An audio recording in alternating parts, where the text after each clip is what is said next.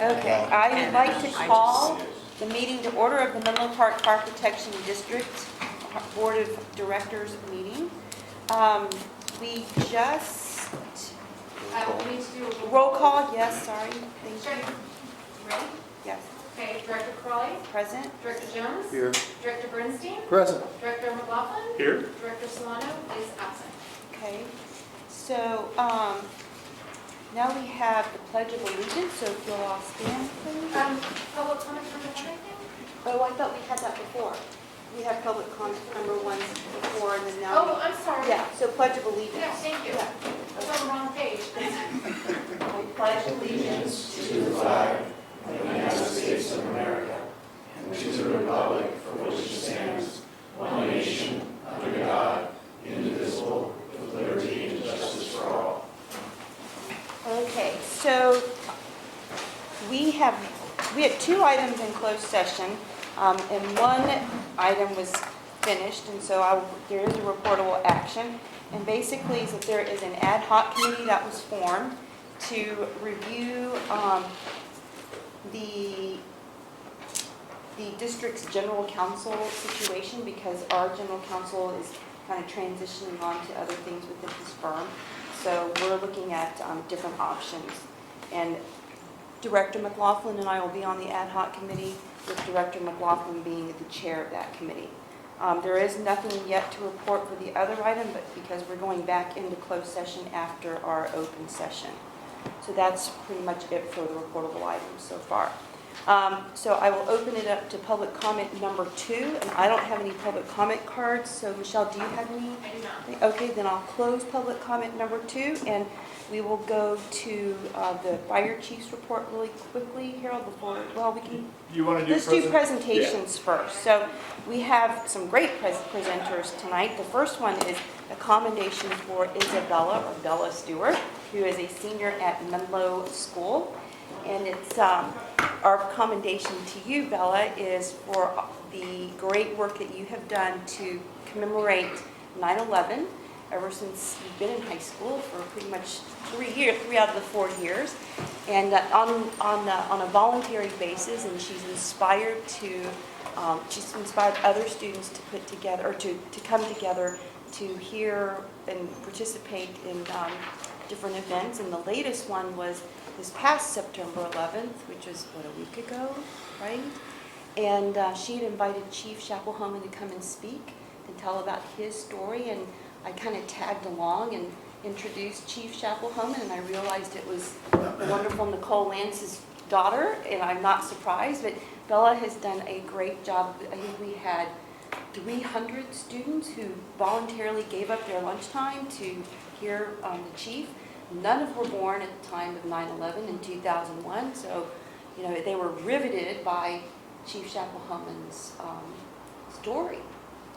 And so we have something very special for you, Bella, because you are a senior, and we want you to know how much we appreciate everything that you have done to keep this part of world history alive in our community, knowing especially that California Task Force 3, which has been deployed to some of the worst terrorist attacks, including the Oklahoma City bombing and the World Trade Center 9/11 event or incident, is a big part of that history too. So this is a commendation. You should come out here. So this is a commendation that says, whereas on September 11th, 2019, Isabella Stewart voluntarily organized a lunchtime event at her high school, Menlo School, to commemorate the 18th anniversary of the terrorist attack on the United States. And whereas Isabella Stewart invited Fire Chief Harold Chapel-Homan of the Menlo Park Fire Protection District to share his experiences about the search and rescue mission as part of California Task Force 3 and the heroism exhibited by the task force and emergency responders nationwide.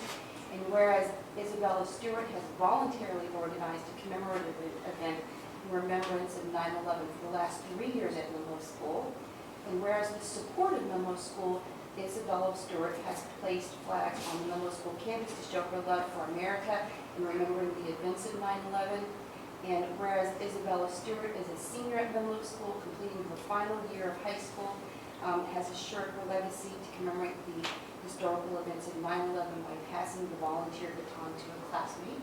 And now therefore I, Virginia Jane Corrali, President of the Menlo Park Fire Protection District Board, along with my colleagues on the Board of Directors, do hereby honor and recognize Isabella Stewart for her contributions towards recognizing the events of September 11, 2001. And so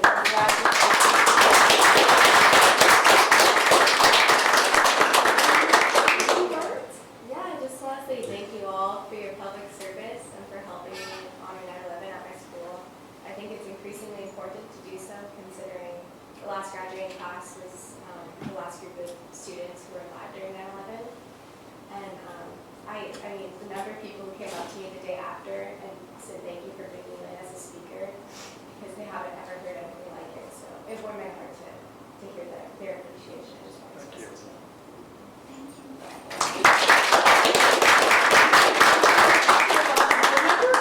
Can we get a picture of all the board members?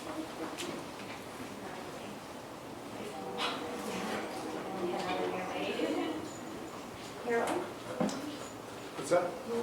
No, I'm good. Thank you. Thanks, Bella. Congratulations.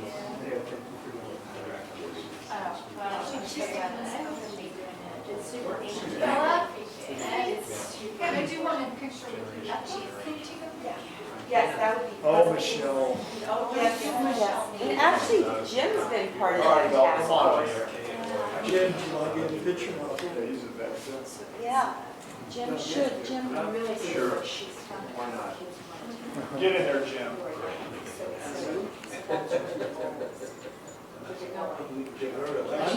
Good job.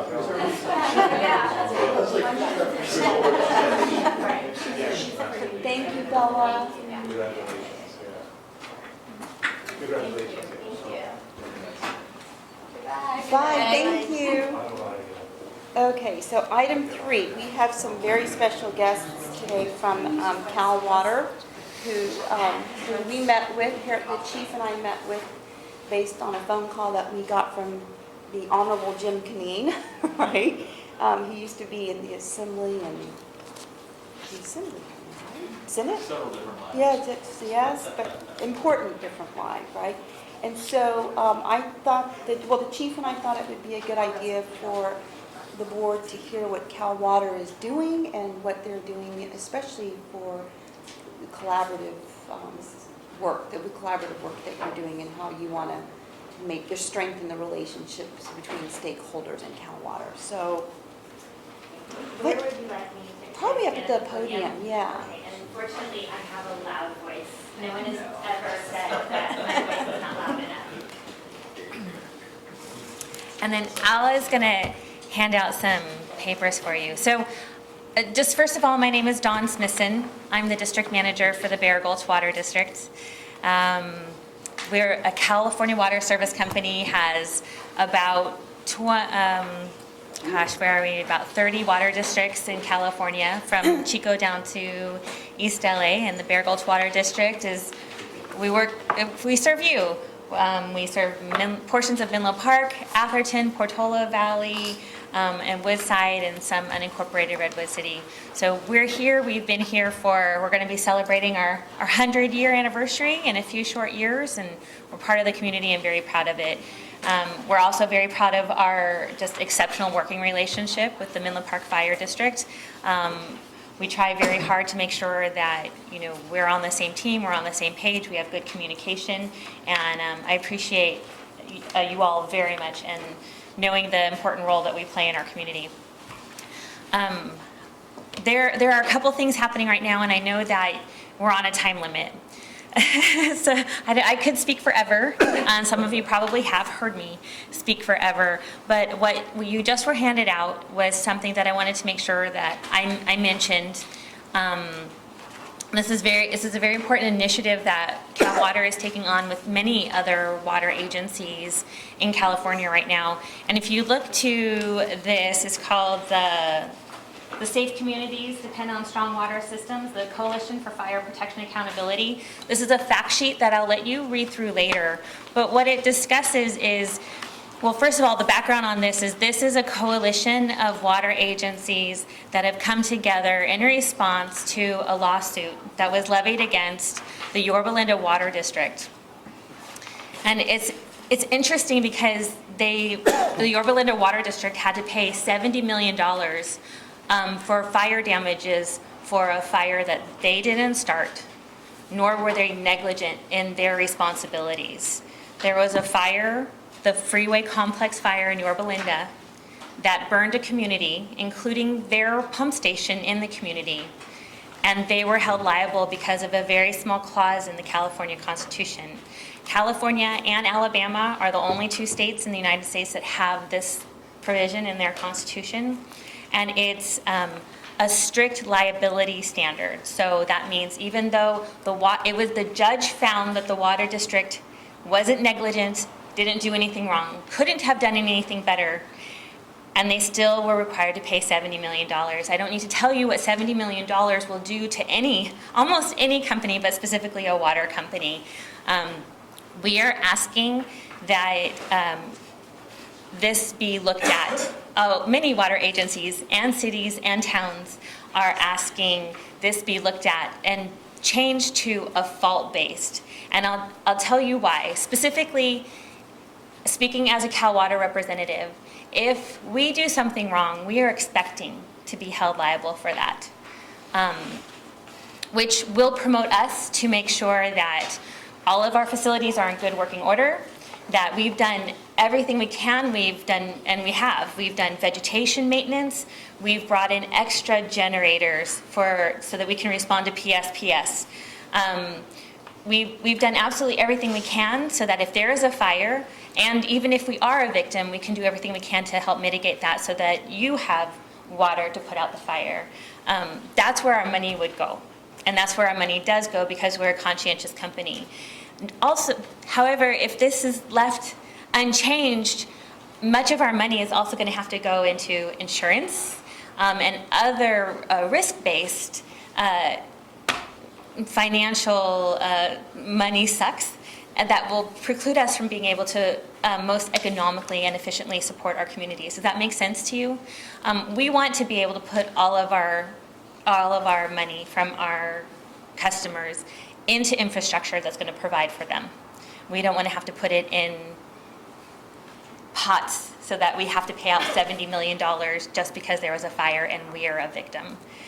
So that is our plea to local communities. We actually have several water companies and cities who have signed on to a letter in this packet.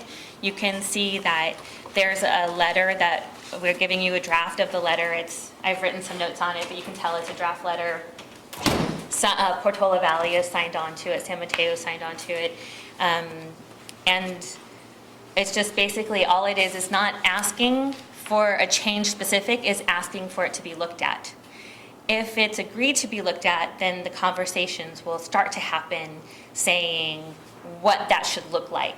So the signatures onto this letter are not signing away anything in blood. They're simply saying this is unfair, it's inequitable, it's bad for our community, it's bad for the longevity of our water supplier, provider, and we just want it looked at. So that's what we've been asking. We wanted to share that with you because we've been discussing this with all of our local electeds and city managers, and so you may have heard it at some point from one of them. I wouldn't be surprised if you had. There's also a letter in here. So we've been asked many times, what does the League of Cities say about this? So the League of Cities hasn't signed on to this yet. However, they did write a very strong letter to support the Yorba Linda Water District in this lawsuit, along with Aqua and CSAC.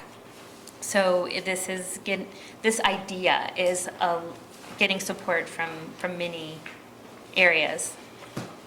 I wanted to let Jim, so Jim is a consultant who assists us in making sure that our government relations is taken care of. Al is our safety.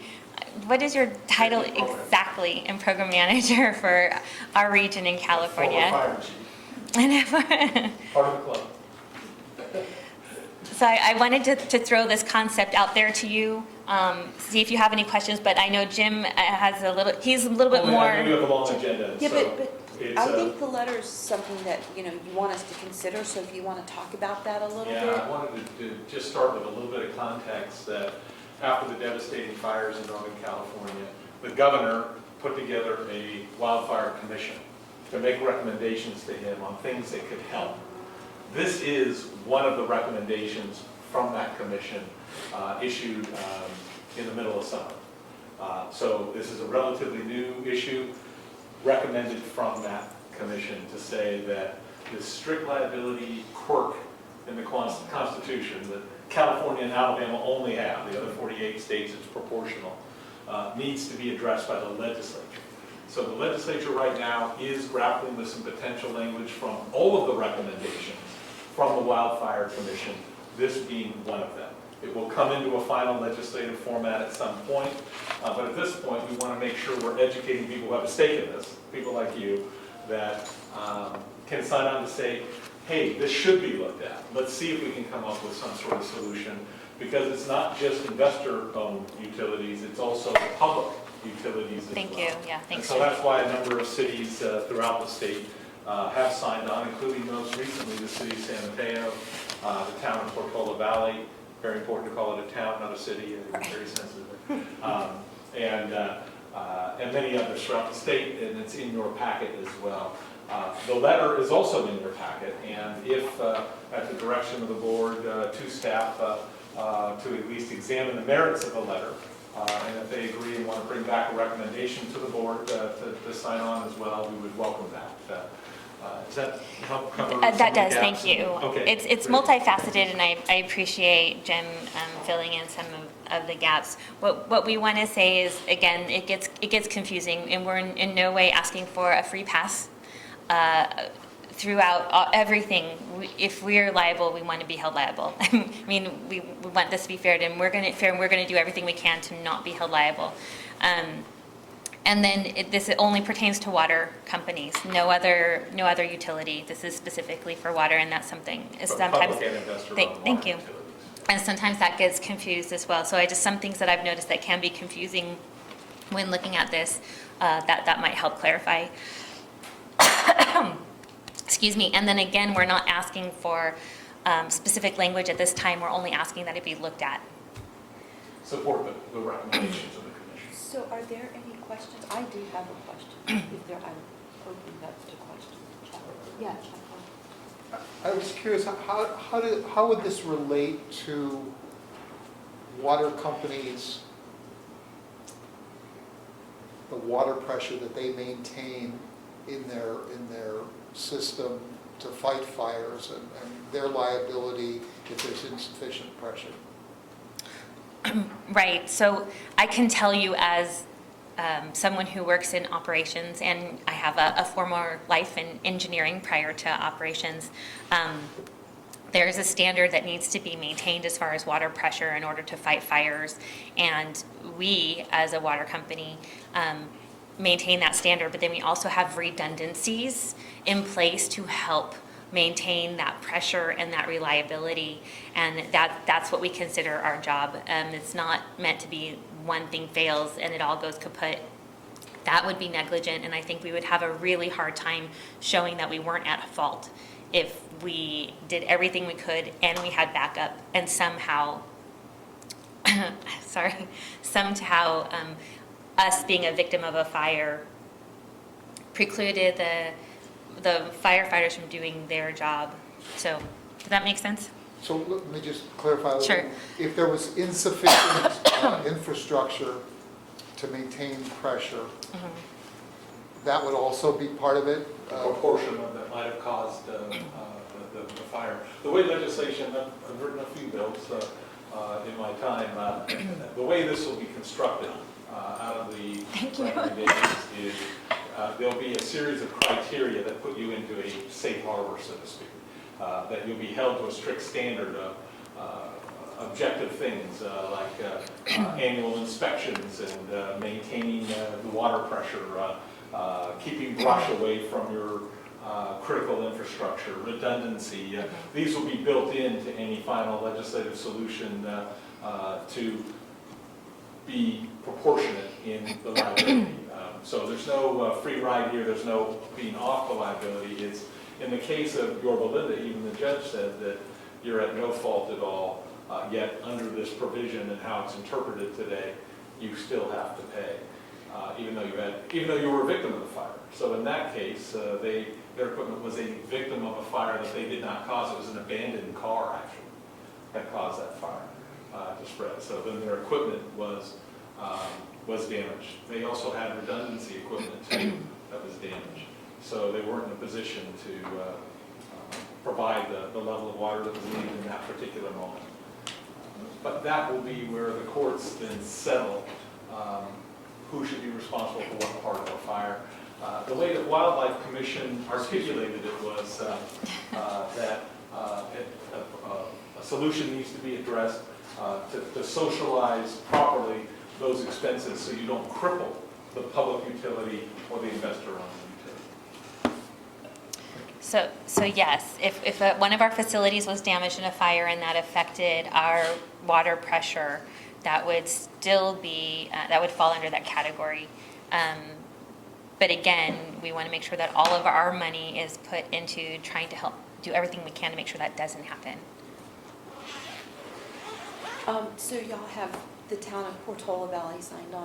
What about Woodside Fire? Because I know that they're the district that covers Portola Valley and Woodside. Have y'all talked to them yet? Because I know that they're concerned about wildfires Portola too. Valley did, and Woodside, I'm not sure we've approached yet, but we will. And their fire And we district. are, by the way, we've met with the mayor of Menlo Park now, and we're starting the process there to get it energized as well. And I We're have traveling roadshow. met with Chief Linder. He's aware of this and he understands.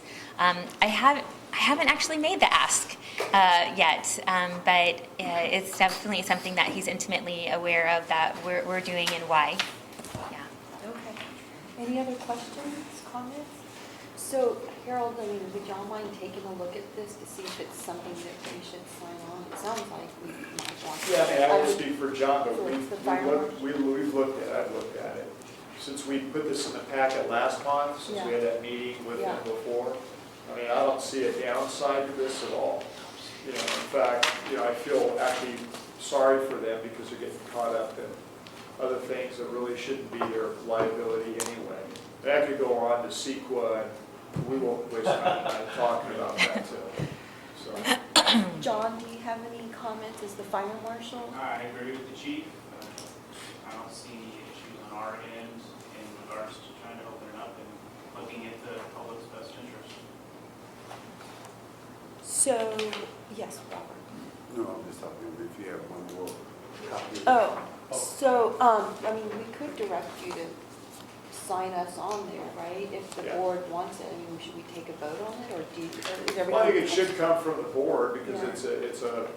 it's obviously promoting legislation and that's your role, right? So at the end of the day, as a body, if they have that endorsement, I think that's more important as the elected representatives. How do y'all feel about that? I don't think we can take a vote tonight because a vote wasn't agendized, No, just the no, yeah, we can presentation. direct the chief to bring it back to us to sign that. Yes, that's back for Just a question, Sure. this body of law would apply to other utilities or public? Just water. The Wildlife Commission made a specific recommendation for public and private investor utility, water utilities, to fix this issue. Right, but the provision of law that, under which you were held liable, or Yorba Linda was held liable, would that same provision of law apply to other utilities, other? Right now it would, yeah, that's the law, the current state. The solution here is more targeted towards, yeah. I mean, the laws of the California Constitution, That's so it would apply generally, I think, right?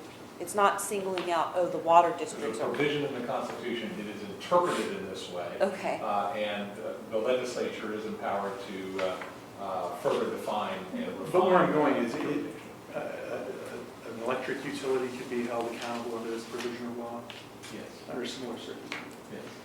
Robert?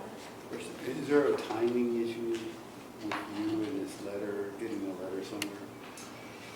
Are you aware of The legislative process is a dynamic one, so there's plenty of time in that regard. They're in the middle of a 2-year session in the California State Legislature, so they're on recess now, and we hope to have a bill introduced in January when they reconvene. Okay. So if the board's okay with directing the chief to do what you need to do to figure out how we can support it, that'd be great. Well, Jim? I just have a concern that, thank you very much for the presentation, it's been very informative. But I think we need to carefully consider whether or not we want to take a position when other utilities, could be in a similar position and they come before us and seek our support for legislative proposals as well. I think it just calls for caution on our part. So what would you like the staff to do, anything? I would favor remaining neutral. Again, I find it has a lot of merit. I think it is concerning to me. I don't know that this is an area that we want to wade into. Or I might encourage you before a final decision is made, because that's absolutely your right to make that decision, is just when you're having trouble sleeping and you need something to make you drowsy, just poke through the material I gave you, and if there's something else you have you have more questions on, we can give that to you as well, and you can see the tone of what's being proposed, and just if you have any more questions, you can I ask. think it has great merit. I want to be clear on that. I think it has great merit. Yeah. We're not making a What if this was PG&E asking for our support in this legislation? I think it is just an area that we should exercise a lot of caution. I will say, to be fair, the Wildfire Commission considered all of that, and then they made a specific recommendation when it came to public and private utility water utilities.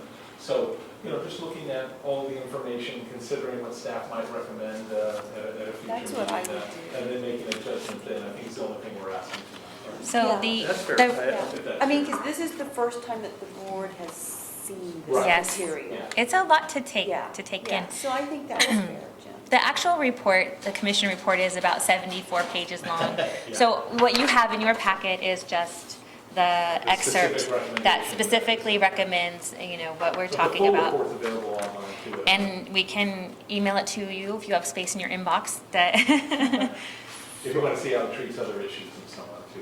I'm sure. Okay. So are you saying that the, what's highlighted here, this page, Right. is a recommendation from you? Or the commission. No, it's the governor's appointed The wildfire commission. And this is the language they want This us is to... their language from the specific report. Harold, It can be found on the state website. do you want to look at this and then come back? Yeah, I mean, we put it in the packet last Yep. month, so it's been there for a background for the board to review and read. We said it was going to come here this month, there was going to be a presentation. There's still time, I think if Director McLaughlin, reads the material, changes his mind, gets more information, you got till next month anyway. And then you Yeah. can, Does make that work for decision you? then. Right. Oh, absolutely. And also there are, there are other pending lawsuits of a similar nature and that are waiting for a decision now. So is my understanding. From our perspective, the negative ramifications of not having our constitution changed to correct for this strict liability is definitely damaging, can be very damaging for communities and for water providers. Sorry. Oh, okay, sorry. So there are potentially negative consequences to not getting this changed, and that's something that should also be considered when making a decision. We'll be back again, Thank you. 2020 issues. Thanks. Thank you. Thanks, Appreciate Jim. your Thanks, time. Dawn. Sure, of course. Any other questions? Yep. Okay. Thank you. And I'm easy to find, so if you have any other questions, you're more than welcome to And not just on holler, and I can, if I don't know the answer, I can find it for you. Thank you. You got a council member from Atherton over there too, so. Yes. That's right, Carrie Carrie, come on. Weist. Cal Water provides service to Atherton. Yes. Thank you. Okay, so Harold, do you want to do your chief's report before Mandy does this? Yeah, thanks for the email. Appreciate that. There he is again. He's always out there. Harold, do you want to do your chief's report? Yeah, let's do it real before quick. we- yeah. So we'll go to item 1 now, which is the report of the fire chief for discussion and direction. Harold? So, so directors, you have my report. A couple things that are not in here that I'll just cover real quickly.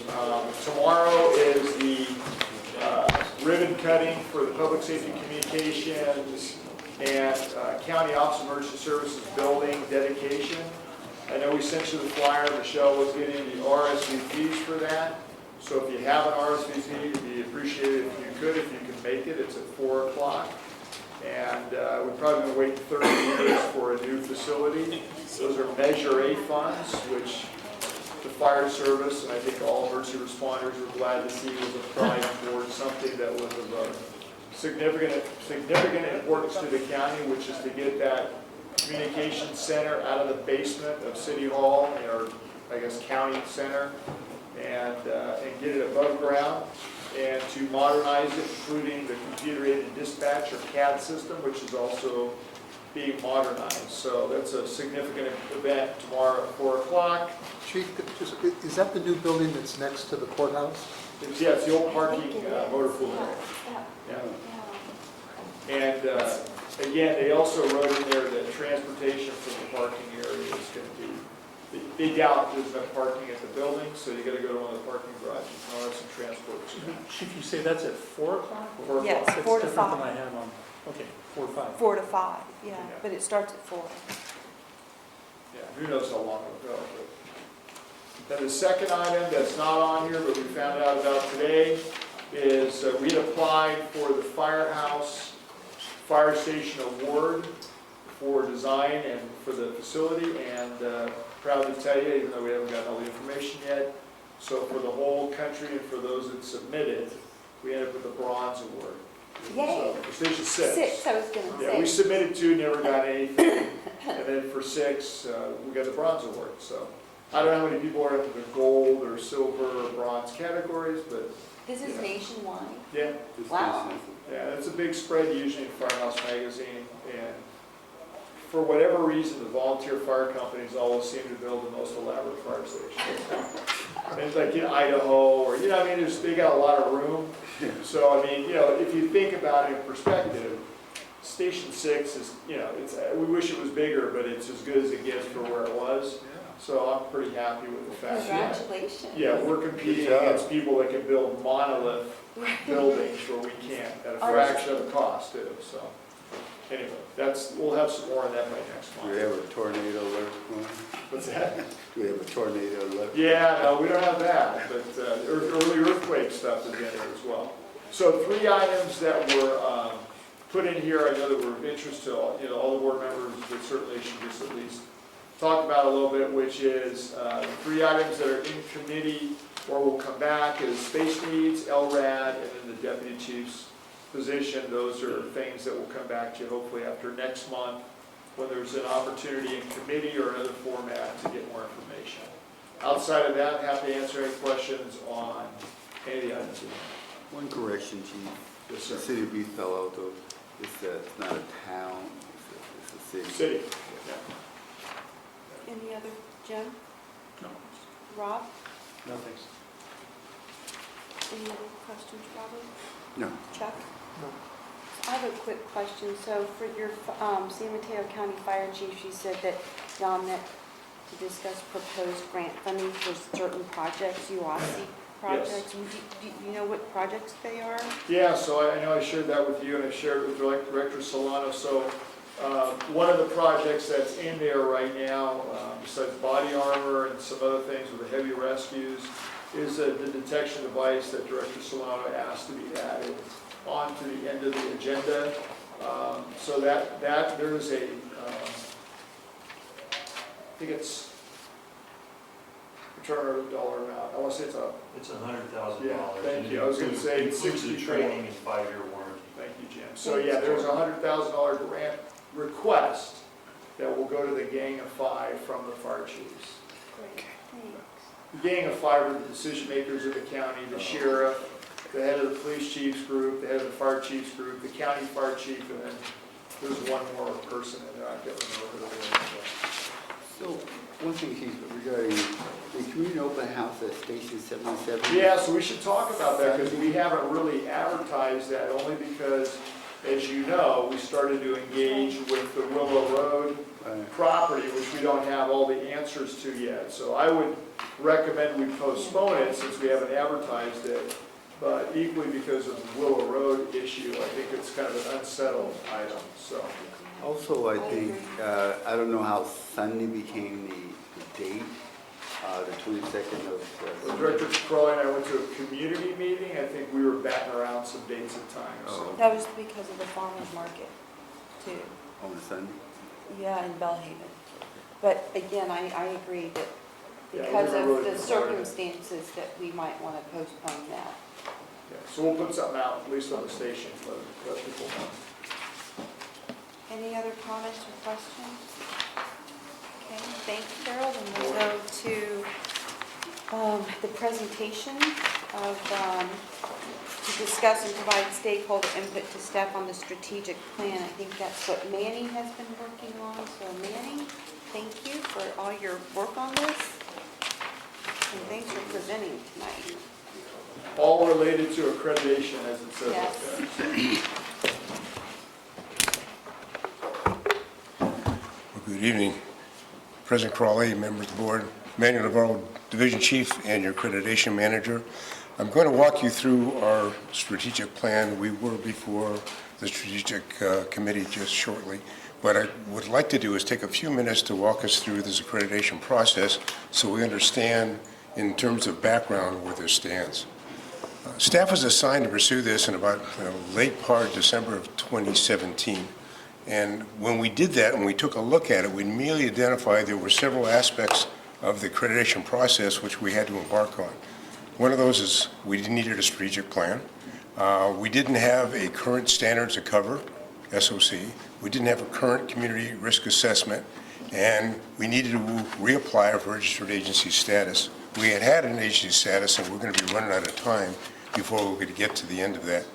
So those are three things, or four things actually, that were identified early on. This gives you a little brief on work completed up to date. We did develop an RFP for contract for completion of the SOC CRA. We've been working diligently on that for several months now. We're doing probably in completion end of November. We had a change in the manager that was assigned to us from ESCI, but they're finalizing a lot of that data now. And we've probably dumped 24, 25 documents to them and research to them. We completed a current draft of the strategic plan, and that one needs to be finalized in October of 2019. And currently, the first draft of performance indicators is near completion. The performance indicators, the 252 criteria that we have to address in the accreditation process. I put a note in here, the strategic plan is one of the required reference documents needed as a reference material. There are 86 core compliance performance indicators that are of pass or fail for accreditation. And 6 of those deal with strategic planning. So we absolutely have to have a finalized strategic plan to get the accreditation. Looking ahead, we're going to apply for applicant agency status. Right now, we're registered. When we move to an applicant status, as far as the Center for Public Safety Excellence, they will assign a mentor. We have to dump to them category 1 and 2 of the performance indicators. That mentor is going to review those and work with us as an applicant to decide whether or not we become an applicant agency. We will take the mentor's advice and actually redo 1 or 2 and maybe the other 10 categories. We'll have 18 months once we decide we're applicant agency phase to complete all that work. The candidate phase is once we've completed that work And if you'll notice in red, candidate agency status should be sought when the agency and the mentor feel the agency is ready for a peer team visit. Once we finish with the mentor and the mentor says we're ready to go, we have to take and dump that 252 performance indicators into a SharePoint. Then we have to get assigned a peer review committee. Those individuals want 45 days to go through all our documentation. Then they will schedule a visit of 3 to 5 days and do interviews here. Once they completed with that, at the end of that process, we're going to have 3 outcomes. They're going to say, yes, you can move on to accreditation. They'll defer us or they'll deny us. Even if they defer or deny, we'll still have to go before the board. And if there's a deferral or denial, there's probably a closed executive session with the board and us to tell us where we're lacking and where we need to go. Now, I will give you just a cautionary note on that. The last conference we went to where they had the accreditation process, Toronto Fire was there. Toronto is one of the biggest fire departments in the world. They were denied, and they came back the second time. So here's my timelines. The board only meets twice a year to convene for the fire accreditation. So the board will conduct hearings, and at that conference, or later on at the FRIR conference, is the only time that we can go before the board to get our accreditation.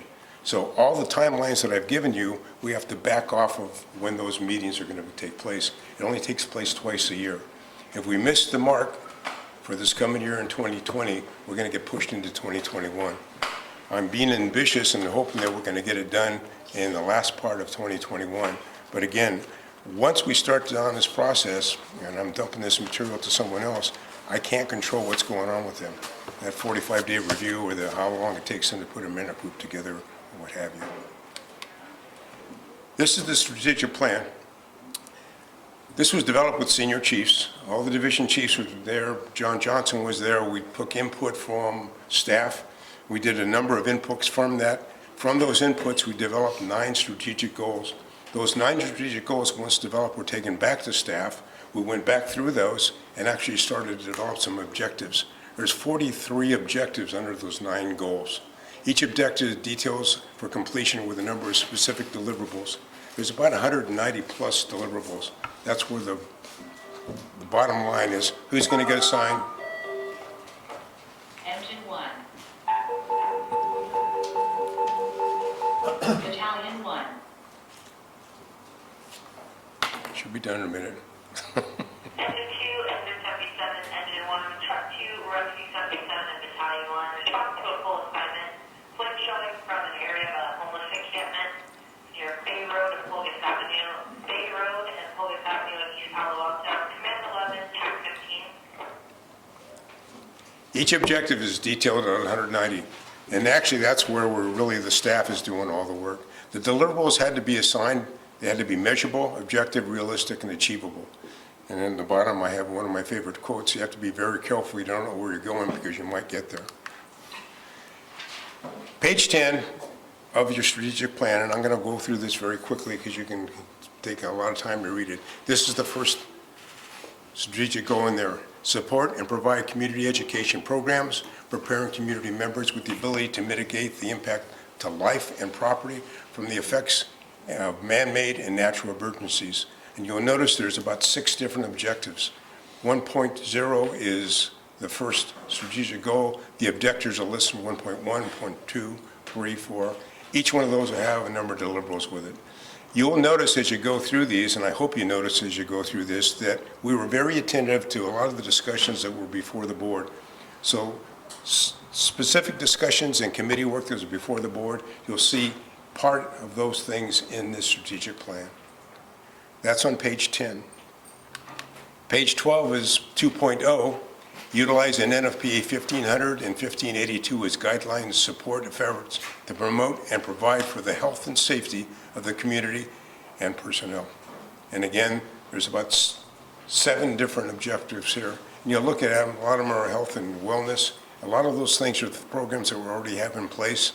Each one of those, like at the very bottom, This was originally called in by their making that operation at the dead end of Bay Road by the junkyard. Waste came from a homeless encampment per PD. It looks like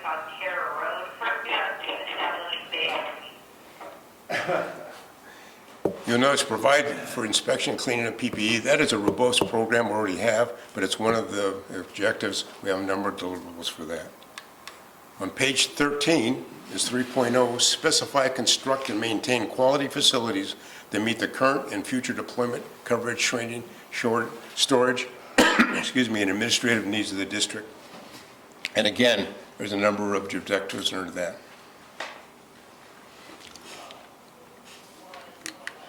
4.0 is to specify, purchase, fabricate, maintain quality equipment, apparatus, and technology to meet current and future deployment needs. 5.0 is maintain financial stability through productive planning, budgeting, and stewardship of public funds to provide the highest quality service. I will tell you, one of the easier challenges I had in developing the responses back to the Center for Public Safety Excellence was on the financial aspects.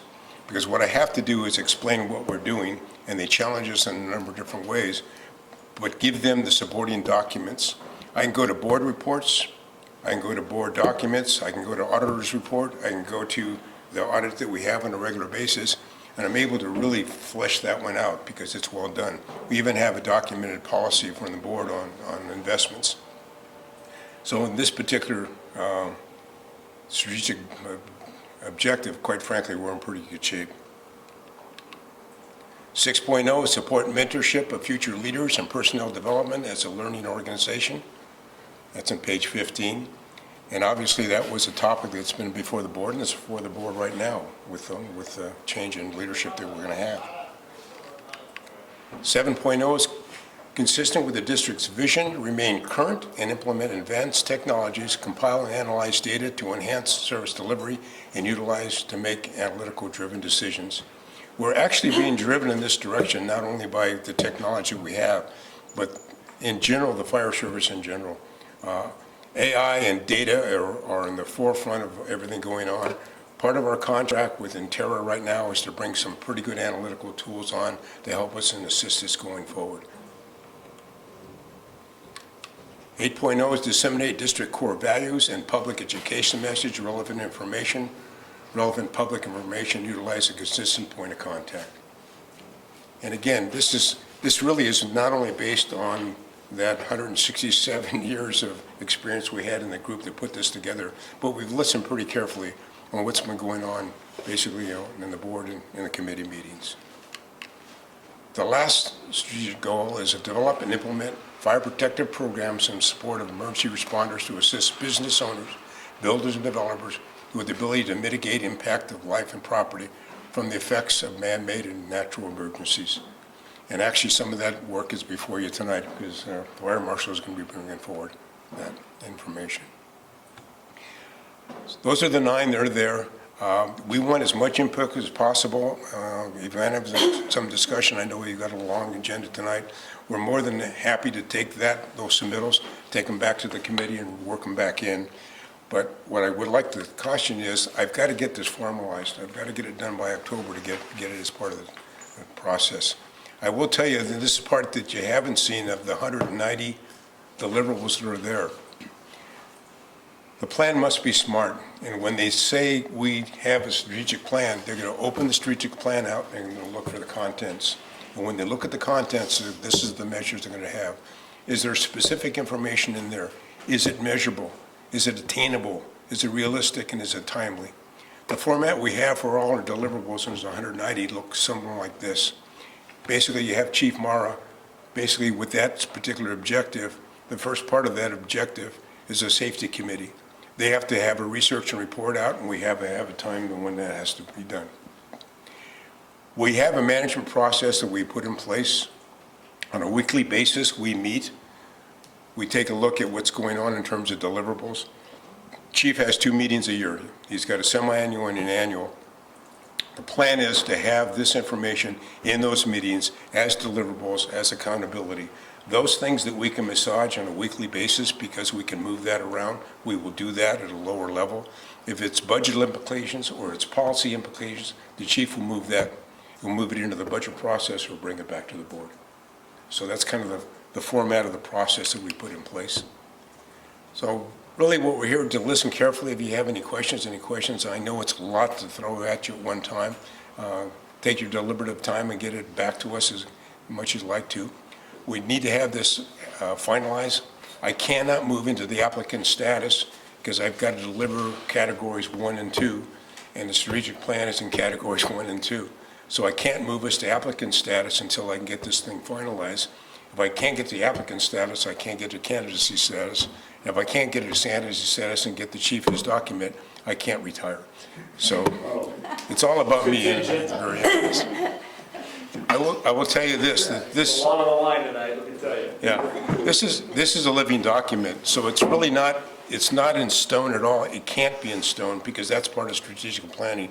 There's 2 elements to the planning that are very interesting. One is the process of getting into planning is really good for staff because it gets them to understand that one thing has to follow another, and this has to get done before that, and there has to be assignment and timing to that. The other part of that is, like the great elder says, that no plan ever survives contact with an enemy. Once we get into deliverables and we have people assigned, things happen. And that changes the plan. That's fine. That's exactly what has to happen. But at least we know the direction we're going in the macro state for that particular strategy that's there, and in a less macro state with objectives, and where the rubber meets the road is in the deliverables. So that's where we are. So with that, any questions? Robert? Is this a draft right now? It's a draft. Okay. It's a draft. And so give me your best thought, tear it apart, come in and see me and beat on my head. It'll be fine. You didn't say draft on it, so I wasn't 100% sure. Yeah. Okay. Robert? Well, I wrote some notes here, and I just want to see if I can decipher my notes. And on page 9 of the strategic plan, where it talks about strategic goal, and on note 1.2, it talks about support community preparedness efforts to include community emergency response teams, CERT requirements, equipping, and training. And at 1.2.1, you talk about curate, deliver, FEMA-based CERT. I assume that that's the class, the CERT class, to become CERT certified for residents. Does it also include, I didn't see anywhere where the piece that talked about working with the community or providing information and support to the community, would a Get Ready class be part of this whole initiative around CERT and community engagement or community education, or is that Actually, when we're talking Get Ready, CERT is have a Get Ready curriculum, but we also have an initiative on the other side, and John Johnson's with community education. It's almost 2 separate things. To some extent, we could identify that as Get Ready also. Matter of fact, I was looking today. Carol Parker has a trailer, and she's having it wrapped. And there's balloons on this wrap for little kids holding, and each one of those is a safety message. So you could probably umbrella that into Get Ready also. When we get right down to the deliverables, we could ask that question. And normally it's better if I task staff that came back to us. What we have to do for accreditation is we have to demonstrate that we've done a risk analysis, which is demographic, socioeconomic, those kinds of parameters. And then we have to demonstrate that based on those parameters, we do have some mitigations that are there. And so we've wrapped it around that. So for example, the socioeconomic factors that we look at are much different in East Palo Alto than they are in Atherton or Menlo. I mean, it's substantially different. And so are the demographics that are there. So the Get Ready kind of mantra would be wrap around both of those. I hope that answers it. No, I can get some specific programs that we're doing with it. The thing is, that strategic initiative on the very top, that's the one we really want to focus on, because you're going to get further and further into the weeds the further you get down. And what we try to do is we set up that strategy, that goal, that's ours as leadership to set up. Those objectives to reach that are with staff interaction, And the deliverables are with staff and those individuals that are the worker bees. And we challenge them, here's an idea we have, this is the direction we're going. Sometimes it gets modified, and actually it gets modified as we go along. That's why I would consider it a living document. The top should stay pretty much the same. The objective is pretty close. The deliverables may move around a little bit. Rob, Thanks. Jim? Manny, great report. Oh, sorry, I thought you said no. Well, I think it's excellent. I mean, you got to remember, you had some really senior people in that room. well, to credit the chief and his staff then, of course, it's measurable. It has aspect of state of mind goals. It's got your cognitive, your actual hands-on, and you've got your task identifiers in it for your, within your organization. You have your senior staff input, and as you said at the end, it's a living, breathing document to be updated constantly. So I couldn't, it's just a great job, I think. Thank you, Manny, and your staff, John, that worked on this. You hit a home run as far as I'm concerned with this. Thank you. Yeah, I would just echo Rob's kudos. Again, I think it reflects a great deal of time and effort and work, so thank you for that. I think the assessors, when they come out and the team comes out and whatnot, they'll apply some pretty strict standards, and I think you had that in mind when you prepared this, and I think it will. I don't know what happened with Toronto, but I have great confidence that with the work that's been done here, we'll have a different outcome. Yeah, when you bring the peer review team in and they start really digging into, and in all honesty, the 86 score competencies, you asked me the question the other day, how we are. On some of them, very confident on. Others, not so confident on, because our process is not as diligent as it could be, and we can make it better. But quite frankly, in thinking through it today, that's exactly what they want. We're saying, we're doing this, we think we can do it better, here's our plan to do it better, and I think that'll get us through the core competency. I think that's the value of the accreditation. Yeah. And the data accumulation we have right now is going through a bunch of response data and trying to pull through that stuff, and it's really difficult to track some of that stuff down and get it through the benchmarks. But again, the positive thing is there's some stuff that we have been doing, and quite frankly, when I get challenged on a fiscal issue, like do we have an investment policy, or we do due diligence on keeping a balanced budget, I can go right to the discussions we have. I can go right through our audits. I go to GASB. All that stuff is there. I can pull it up on SIRE, and boom, it's done. So I walked through that stuff pretty easily. It was pretty soon. It's the other kind of operational stuff, which we have been doing a really good job, but we just do it. We don't demonstrate exactly how we do it or what the policy is or what have you.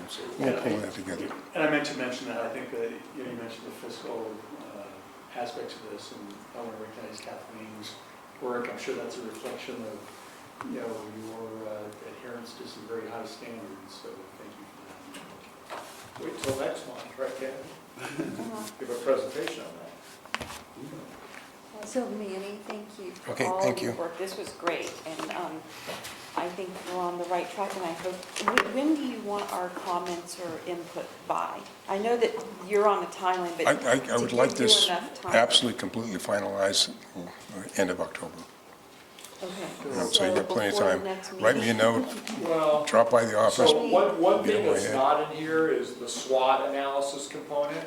So we've talked about bringing that back. You'll probably see that in October. So the strategic plan, but I mean, that's the strength, weaknesses, opportunities. Yeah. I mean, so all that part, we still need some feedback from the board. Is that more Right, but- formal mechanism? Okay, so, but we can make comments on this part before. Like Manny said, whatever you want to Right. do. Yeah, Good. I mean, because this is the first time And, that, just to everyone else has phrase done. it, just to set your mind, what we did, the analysis we did, and I've done this this is not my first rodeo, as they say in Colorado. You ask for input, and people are going to go all over the board. So what we did with staff is we asked them for strengths, weakness, opportunities, and threats, and that's part of the public safety mantra that they have. But what it does is it focuses everybody in on that. I did it for every fire unit that's out there on all 3 shifts, sort of like 24 different inputs on that, and then collated all the information. And people will comment in different ways, but you can take a look at that and aggregate that data. And that's the data that was brought back to the senior staff to say, here's what everybody's thinking. It doesn't mean that that's what's happening in terms of whether it's a threat or a weakness, but it's the perception, and it's the perception that's valid. And some of the things, basically, our firefighters were pretty much right on. They talked about threats and talked about some of the things that were public opinion going on the outside, and what we needed maybe to think about doing something differently with that, which is part of those kinds of things. Our planning, they commented on our planning process, and we knew we needed to do a better process, A, in planning, but B, in communicating that. All that data was taken to them, the senior staff. We worked on it. I took it back, and we went through every fire station again, brought them in here, and showed them up on the board exactly what we're looking at and how we phrased that out. We made a couple of tweaks in it. I did tell them one thing, is that the leadership of this organization are setting the strategic goals. That's ours. We own them. Everything under that, we like as much input as possible. But when we say we're going to go in this direction, then that means that's the direction we're going in. And so we kind of bifurcated the whole discussion, and here's the leadership part of it, here's where the worker bees are going to have all their input, and here's where you're actually going to do the work. So it's been through all the fire companies 3 times now. Robert? Just one last comment. I'm not trying to get into the beyond 6.1, 2, 3, 4, 5. I'm not trying to get into that, but in a more broader scale. 6.0 talked about mentorship, future leadership, personnel development as a learning organization. So the question is both internal and external. I mean, internal in terms of looking at that mentorship programming that it seemed like you outlined here. But then on an external, and I was more focusing in on how will we as a district begin to develop future firefighters in a way in which, whether it's digging deep into the educational part at the high school level, the junior college level. I know there are programs that I'm talking to Chief when I first got started, that there's a pathway which individuals can take in order to become, firefighters. And I didn't quite see it in this 6.6. Maybe it's over back on. Well, what you don't see is the deliverables on that, and to that particular issue, I'm going to take another look at that because it perks my interest, because I did some of that stuff in the city of Oakland years ago. We have a pretty vigorous Explorer program. We have a pretty vigorous cadet program, which helps us. Matter of fact, I think we got 1 star now that's come all the way from East Palo Alto all the way through. He's one of our paramedics now. He's one of our stars. It came all the way through the program. So we have some of that outreach, but you're correct in, have we done something outside of that? I'll take another look at those deliverables to that aspect. 6.0. Oh, 6.0, all the entire. Yeah. Thanks, I appreciate Yeah, that. I'll get back to you, and I think it's well. Like I said, we had an apprenticeship program federally funded years ago in Oakland, and it worked marvelously. We basically were fully funded to go out and do outreach and pull people from the inner city and get them in the fire towers, and it worked out really well. It works, but I think you probably know as well as I do that the ability to do some of the things that we require, which is go to junior college and get a 4-year degree and then get your academy and all that, is really tough. It's really tough. So. Okay, any last comments? Okay, thanks, Manning. Okay. Great job. Thank you. Okay, so now we're on to the consent calendar. Does anyone want to pull off any items? If not, is there a motion to approve the consent calendar? So moved. Is there a second? Second. Okay, any discussions? No? All in favor? Aye. All opposed? Okay, the motion carries unanimously. Thanks, Melanie. Thanks. Thank you. Going to the regular agenda item number 9, which is to review and accept revisions to the Board of Directors' policies and procedural manual.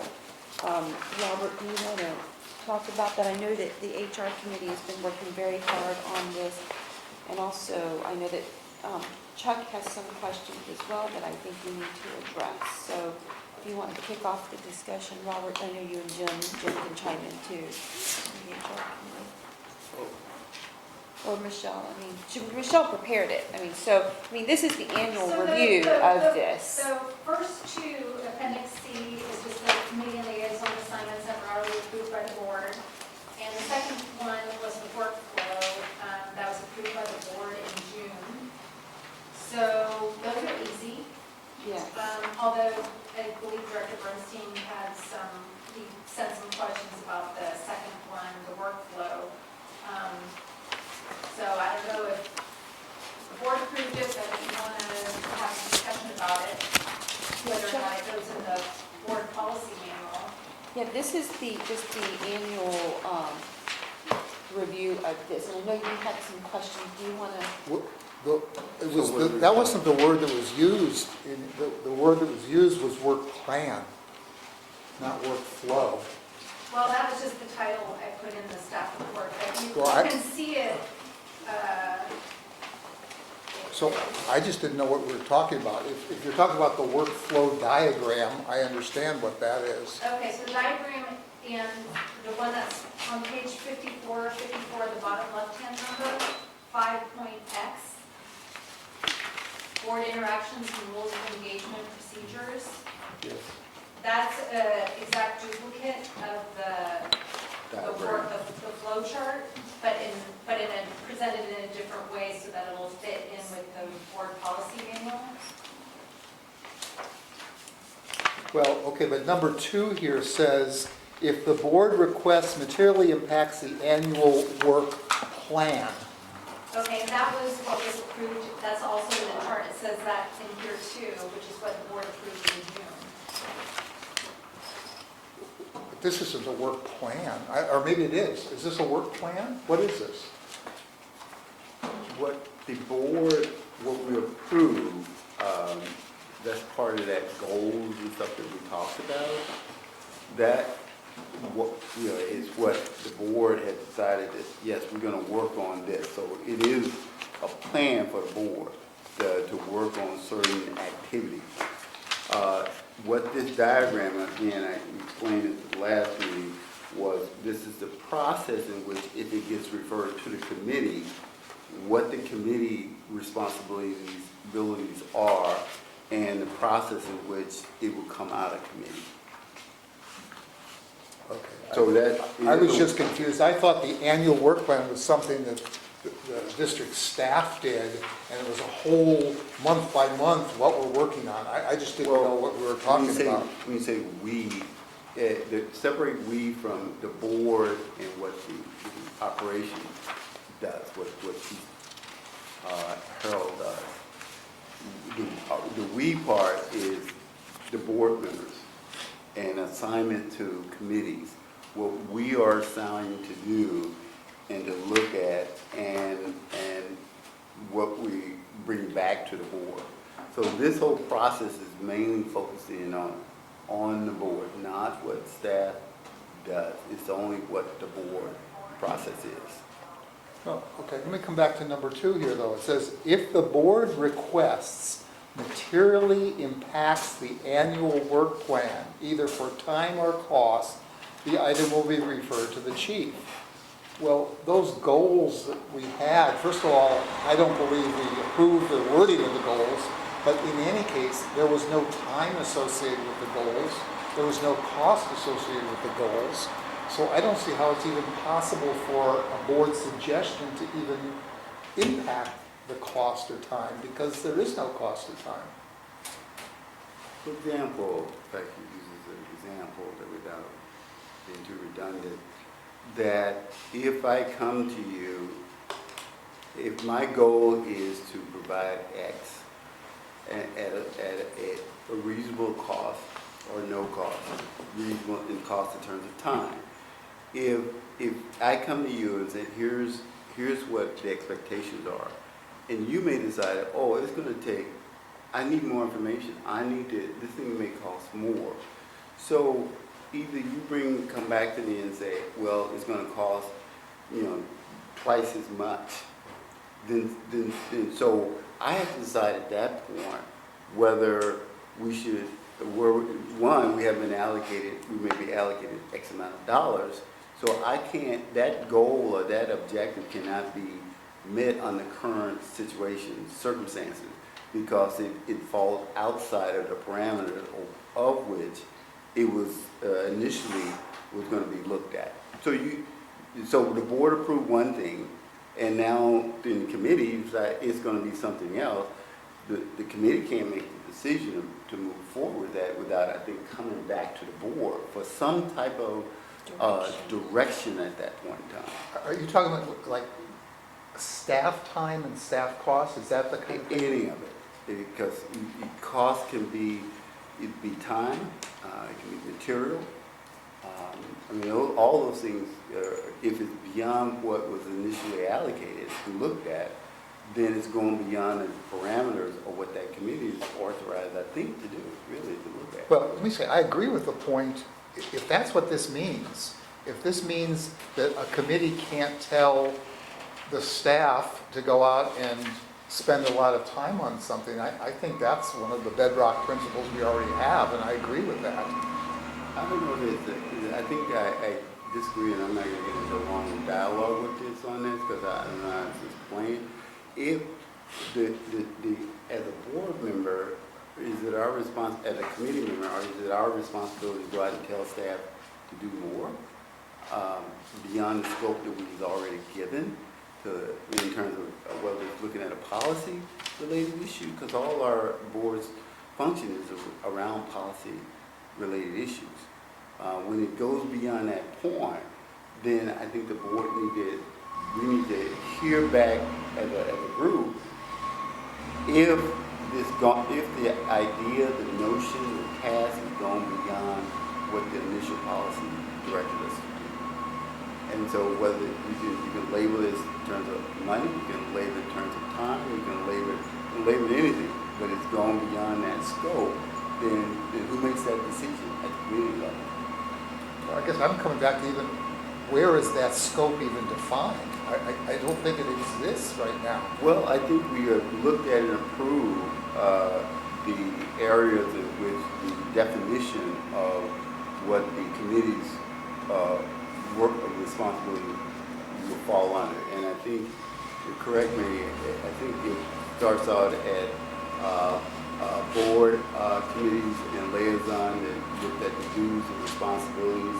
Standing committees, it outlined, and I think he had some comments about that.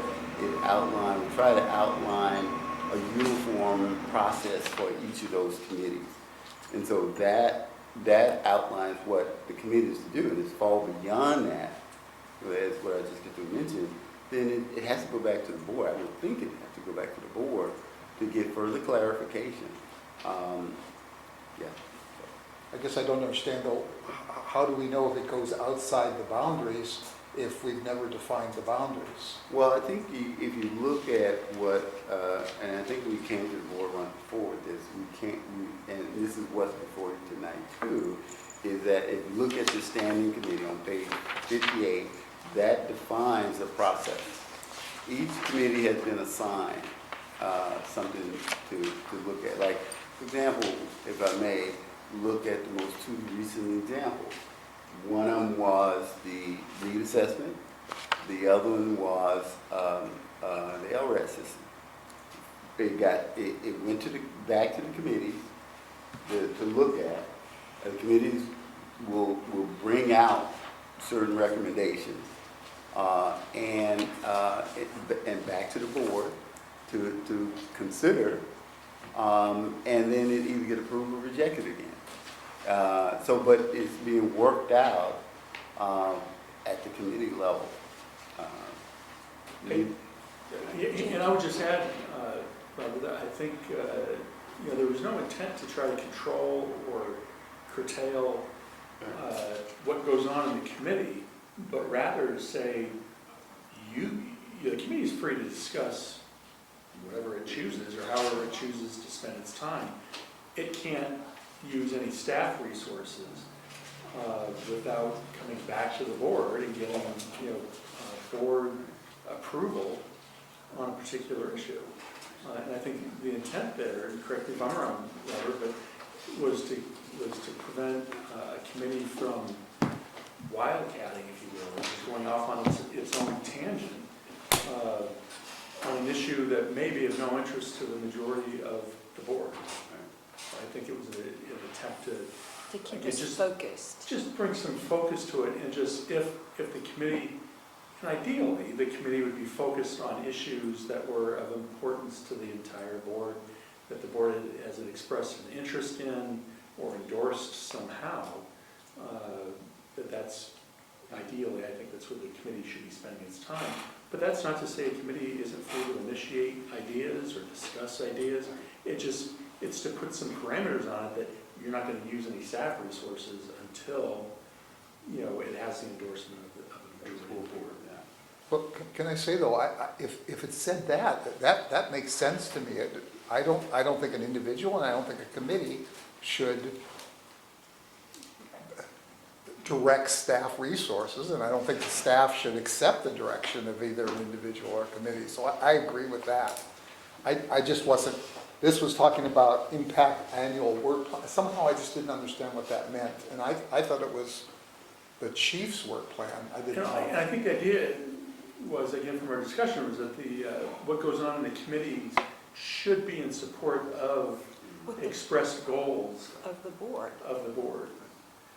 And the chief, I assume, chief goals are in line with the board as well. The nitty gritty details are, let's leave it up to the chief. Is that-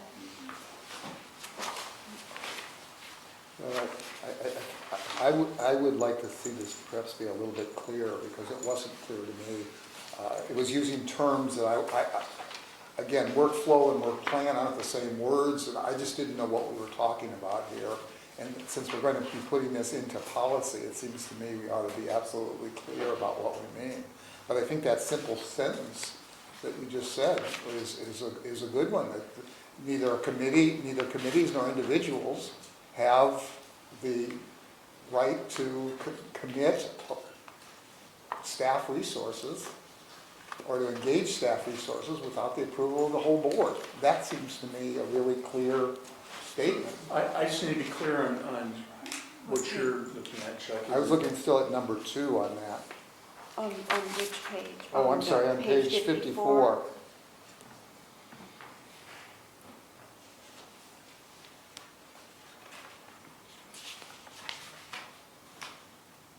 So I have a question, Jim and Robert, that y'all kind of touched on in terms of, having some, discussion about items. I mean, I just want to make it clear that the items that you discuss, and I think you said it, Jim, has to tie into what the board has decided are important as priorities and goals. Is that correct?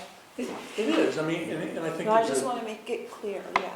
Yeah, no, I think that's accurate, but I think there's also, it leaves room for if a committee uncovers something, discovers something Within that they think context. is relevant, then they come back to the board. Right. The Right. board looks at What I don't want is what we've been cautioned before by our council, that, we're discussing things that are not on the agenda and therefore could be a Brown Act violation for things that we're talking about that hasn't been agendized on a committee agenda, standing committee agenda, which is a Brown Act committee. That's what I just want to make sure that's clear, because these standing committees have to follow the state law, which is the Brown Act. Is that in conflict? I don't think it doesn't sound like it's in conflict, but I just want to clarify. No. Okay. Can I- Sure, yeah. I'm sorry to be so picky about this, but these are policies. I don't think what Virginia is saying is the same as what you're saying. You basically said a little while ago, I don't want to limit the discussion or what people talk about in the committee, but Virginia is saying, wait, they can't discuss anything. And I'm not talking about the Brown Act, I'm talking about what's on the agenda. The question is, could a committee discuss something just to see if there's any interest in it? If it involved no staff time and no resources. Well, I think the Brown Act still applies. Yes, but could it be put on the agenda by the chair of the committee for a discussion according to the rules of the Brown Act? Yeah, I mean, if you're That are asking, not, for items that are not on the board decided, that are not, have been Well, vetted by the board, or? The board has very general goals. It says things like, oh, we want to be fiscally responsible. They may not have said, we want to have a special budget for such and such, or whatever. So I don't know where that line is. It seems to me a committee should just be able to discuss these things, but I think Virginia is saying no. Unless the board said, you discuss that little budget thing, you're not allowed to discuss it. I think what Virginia, hoping I put Yeah, words in your no. mouth. I Tell think me what you think What I'm saying. Virginia is saying that if we're talking red, you want to bring up green, then that, it falls outside of the scope Right. of what we was talking about. I mean, if it falls outside the scope, not saying it's not relevant, but if it falls outside of that scope initially, what's on the agenda, then we have to take it somewhere. I mean, what decision that you may be able to arrive at as a committee without consulting the other committee members, or which is the board, as a whole? We're not talking about decisions, we're talking about a discussion. In no way is So this what- about this decisions. So what would you want? Well, what I don't want is Now, censorship. What do you want? I want the committees to be able to discuss freely Anything things, it wants? well, that relate to the general direction of the board. I think it's a great place to find out if it would be of interest to the whole board. But they can't make decisions, they can't use staff time. But if you want to discuss some idea or a thought or something that's just come up, or some resident has brought up an issue, and you put it on the agenda and it's agendized, why not So you're discuss talking it? about two different things now. We talking about I thought we were talking about the committee level, I am talking about the committee level. not just the general public. I'm talking about the committee level. At the committee level, there are opportunities for public to public comment, but I think where it may violate certain things that we have this level of discussion about that issue. And if it's new, if it's not germane to the topic, then it's an issue that has to be placed on our agenda at the committee level. It can be placed on the agenda at the committee level? Rather than bringing it to the board, we're looking at the committee as a vetting process of certain activities and information. Kathy? I think that the board policy stated, that if you want to have something be discussed by the board, it goes on to the end of the agenda. And then at that time, it's when it would get directed to the committee, I would think, would be the natural. Well, I'd like Rather to s- than it just coming out of committee. Oh, what, are you done, Kathy? Rob? Oh, okay. I think under 7.8, it talks about us as board members putting things on the regular agenda, but Chuck makes a pretty good point relative to in committee. If two board members come up with an idea and want to discuss it within the committee, and then it would either fall into the four categories for board members to put it on the agenda, or as long as there's two board members that are discussing it, I don't think it would be a Brown Act issue. But I don't see the problem with bringing it into the committee as a discussion item. Bring I what, mean- bring what into the committee? Anything that Well, that you know, should let's not where say- it should, the committee, I don't agree with that, where it should originate. I think ideas should originate from the board, and then the committees get direction. But I may be misunderstanding you, Rob, so. I think Rob is saying that this is a new idea. That Okay. somebody- Yeah, this is something Great idea. that I think Chuck has a pretty good point, where if two committee members within one of these committees want to come up with something, a discussion item that hasn't been referred to by the board, why can't they discuss it? Because And it's then- not on the. And then follow the rules relative to 7.8 as to board members bringing it to the board as a proposed Agenda item, item. agenda item. Okay. I don't, that's my opinion, I mean. One caveat. No, thanks for clarifying, because I've heard One it different. caveat to that is, if we're talking about having an agenda item, and we're talking about that particular agenda item, and if and the idea that comes up as more interest or more to the process of getting that particular agenda item completed, that was not part of the scope that we initially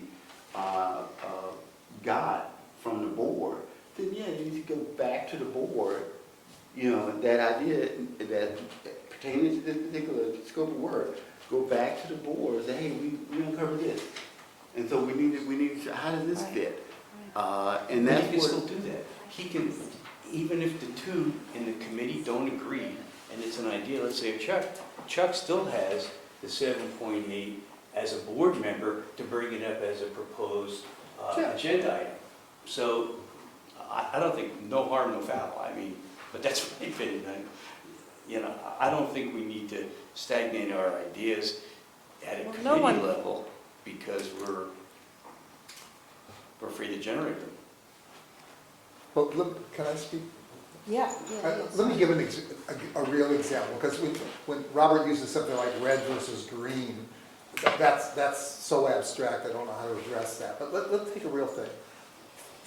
For many years, perhaps even continuing, I was in the minority on many issues. And one of my pet things, for example, was for us to consider a different level of the pension plan. Now, 3 members of the board were against changing the pension plan. I was still able to put that on a committee agenda and discuss it. And it's possible that through that discussion, somebody might have changed their mind. Now, it so happens that they didn't. But that's something that if we have this 3-member dictatorship, in a sense, new ideas can't even be put on a committee agenda. That just doesn't seem right to me. And I just don't see why we're so afraid of having something come to the committee. I'm clear, the priority ought to be on the business that was assigned to the committee, no question about it. Those should be the first items. But what does it hurt to have a discussion about something that costs nothing? It doesn't require a legal opinion or anything. I'm sorry to offend you by using the colors as a metaphor, but when I work my grandkids, things have to be very, and I'm not putting you in a category, but things have to be pretty simple in order to get the concept through. And so what you just got to saying kind of, it can be, to me, it's a little confusing. And so my analysis was primarily to kind of put it in a very basic form so that you can see it. Ideas, I think, should be expressed. That's why you got elected by your constituency to carry forth these ideas. But those ideas can move into never land in terms of trying to understand and trying to figure it out, because it's always going to stimulate another idea. It's sort of like bringing structure to what we do so we can get things done, rather than having to carry things over for an entire year, trying to get it through and pass, and where other works get held up as a result of it. So, Well, I don't think anyone's trying to control or, stifle discussion. So that's not my intent at all. But I guess, let me give you an example, Chuck. So if someone from the public says, oh, well, why don't you discuss blah, blah, blah, that's, could be construed because, as you said, a board goal could be very general. Would you say, oh, yeah, I'll just bring that to the committee instead of bringing it to the board? Yeah. See, I don't agree with that, because I think ideas from the public should be brought to the board that's been elected by the public, not just to 2 committee members. So that's maybe something that's very fundamentally different. And actually, if someone said, oh, well, I want to bring this, and it hasn't been agendized, there's a reason that they're structured through the Brown Act. So, but I don't think that the board should be missed at that level. I mean, it should be skipped over, and I think that's what I'm hearing, and I could be totally wrong. I'm hearing that you want the committees to be given all of the ideas first before it comes to the board, based on the board's, I never said that. well, I just gave you the example. And You you gave me one said bring example. it Somebody to, could bring it to the committee, but they could also bring it to the whole board. They could bring it anywhere they want. Here's the problem.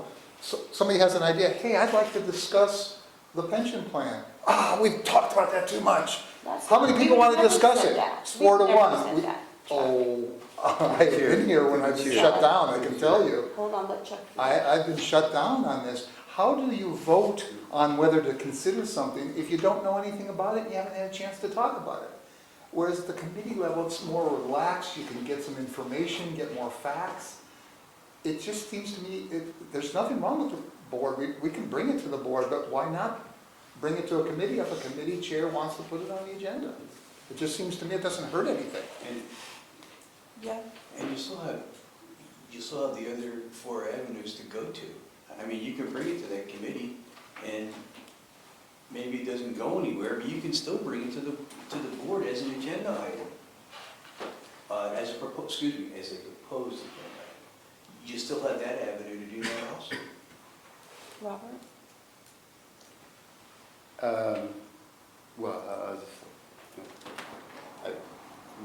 There are 4 items here that,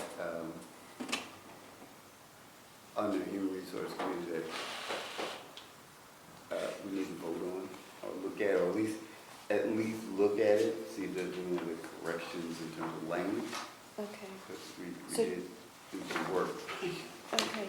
Chuck, do you have other questions here Well, too? I just have one last comment related to the limitations that I have. Is that on here? No, I'm just relating to this item about how we're limited to I don't already think by we are. with the Brown Act. Well, let me say how we are. Okay. If Rob says, hey Chuck, what do you think about such and such? And I say, yeah, that's an interesting idea. I can't go to Jim and say, hey Jim, Rob had a good idea. What do you think about it? Right there, I have to stop. And it just seems to me that we're limited in the interactions we can have. I just don't think we need to close off. It's not, what's the problem? Is it like committee meetings are running 2 hours because of all the things that are coming up? No, we don't have a problem with this. I just don't see any reason we have to control the agenda so much by 5 people having to vote on what goes on a committee agenda. I just don't understand. And this idea of are we not getting things done because the committees are discussing other things? Is that really happening? Is that a problem? What's the problem we're solving by these changes? Any other comment? I'll get something on something else. Go ahead. Go ahead, Bob. Oh, wait. Which item on here? Oh, On the policy? On 7.8, when it talks about members of the public, Oh, you mean putting an agenda item on? Is that, well, it which was, page are you on? it was part of the manual under 7.8 where it says members of the public. It's page 62 of the packet, I think. Yeah, correct, Oh, I 62 of the have my packet. pages. I also pulled the manual here. Manually, I pulled the manual. And Oh, I here it think is. that itself, I mean, I wouldn't want to take this away from the public because we're very unique insofar as people can come to us and we're pretty open, transparent too. And I think we should leave this section in here when it talks about members of the public can bring in agenda items to us. Okay. Yep, Chuck? But I just think historically, I mean, I've been on the board now maybe about 6 years, almost 6 years, and only once has this occurred as far as I know. And, you know, there was some feeling like what came was really not totally appropriate or whatever, but I think we dispensed with it in relatively recent, relatively quickly. it was also a courtesy for a former board member to be discussing it. So I just don't think we were burdened or prevented from accomplishing goals because this happened once in 6 years. So out of curiosity, Jim and Robert, what was it about this item that y'all wanted to strike out of here? I want to leave it in the board manual. No, I know, but Yeah. this is coming from the, Well, so I'm just curious, because I wasn't in that, I mean, this was a committee discussion, and it's fine. Well, part of what, the question becomes, really, does the board, I mean, really wants to hear, at the time it brought, get talked about by a citizen, a resident, issues at that particular point in time. So if the board said, no, we don't want to really talk about it now, then what happens? If it's something, somebody has to look at it, vet it, be brought to the board, or the board can listen to it, and then talk about it, because it's not agendized, talk about it at its next meeting on that category of new business items or proposed agenda items.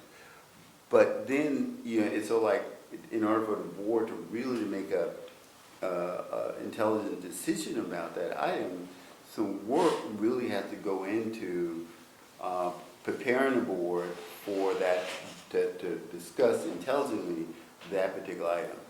And so the question becomes one of, if the fire chief is to do that, then I'm saying that, okay, we could, like it says here, that the board president, upon consultation with the fire chiefs, will determine whether the public request is a matter directly related to the district business, and if so, it may be placed on a board next scheduled meeting as a proposed agenda item.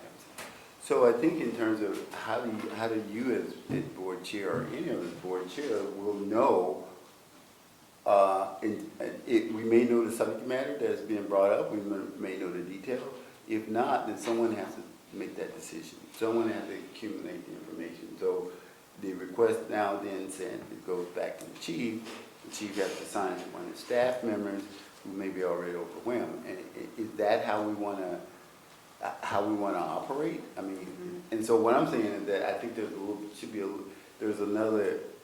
should be some other way, efficient way to hear the information, not to stifle the questions from community, but be able to either listen to it and assign it, or listen to it and send it to committee.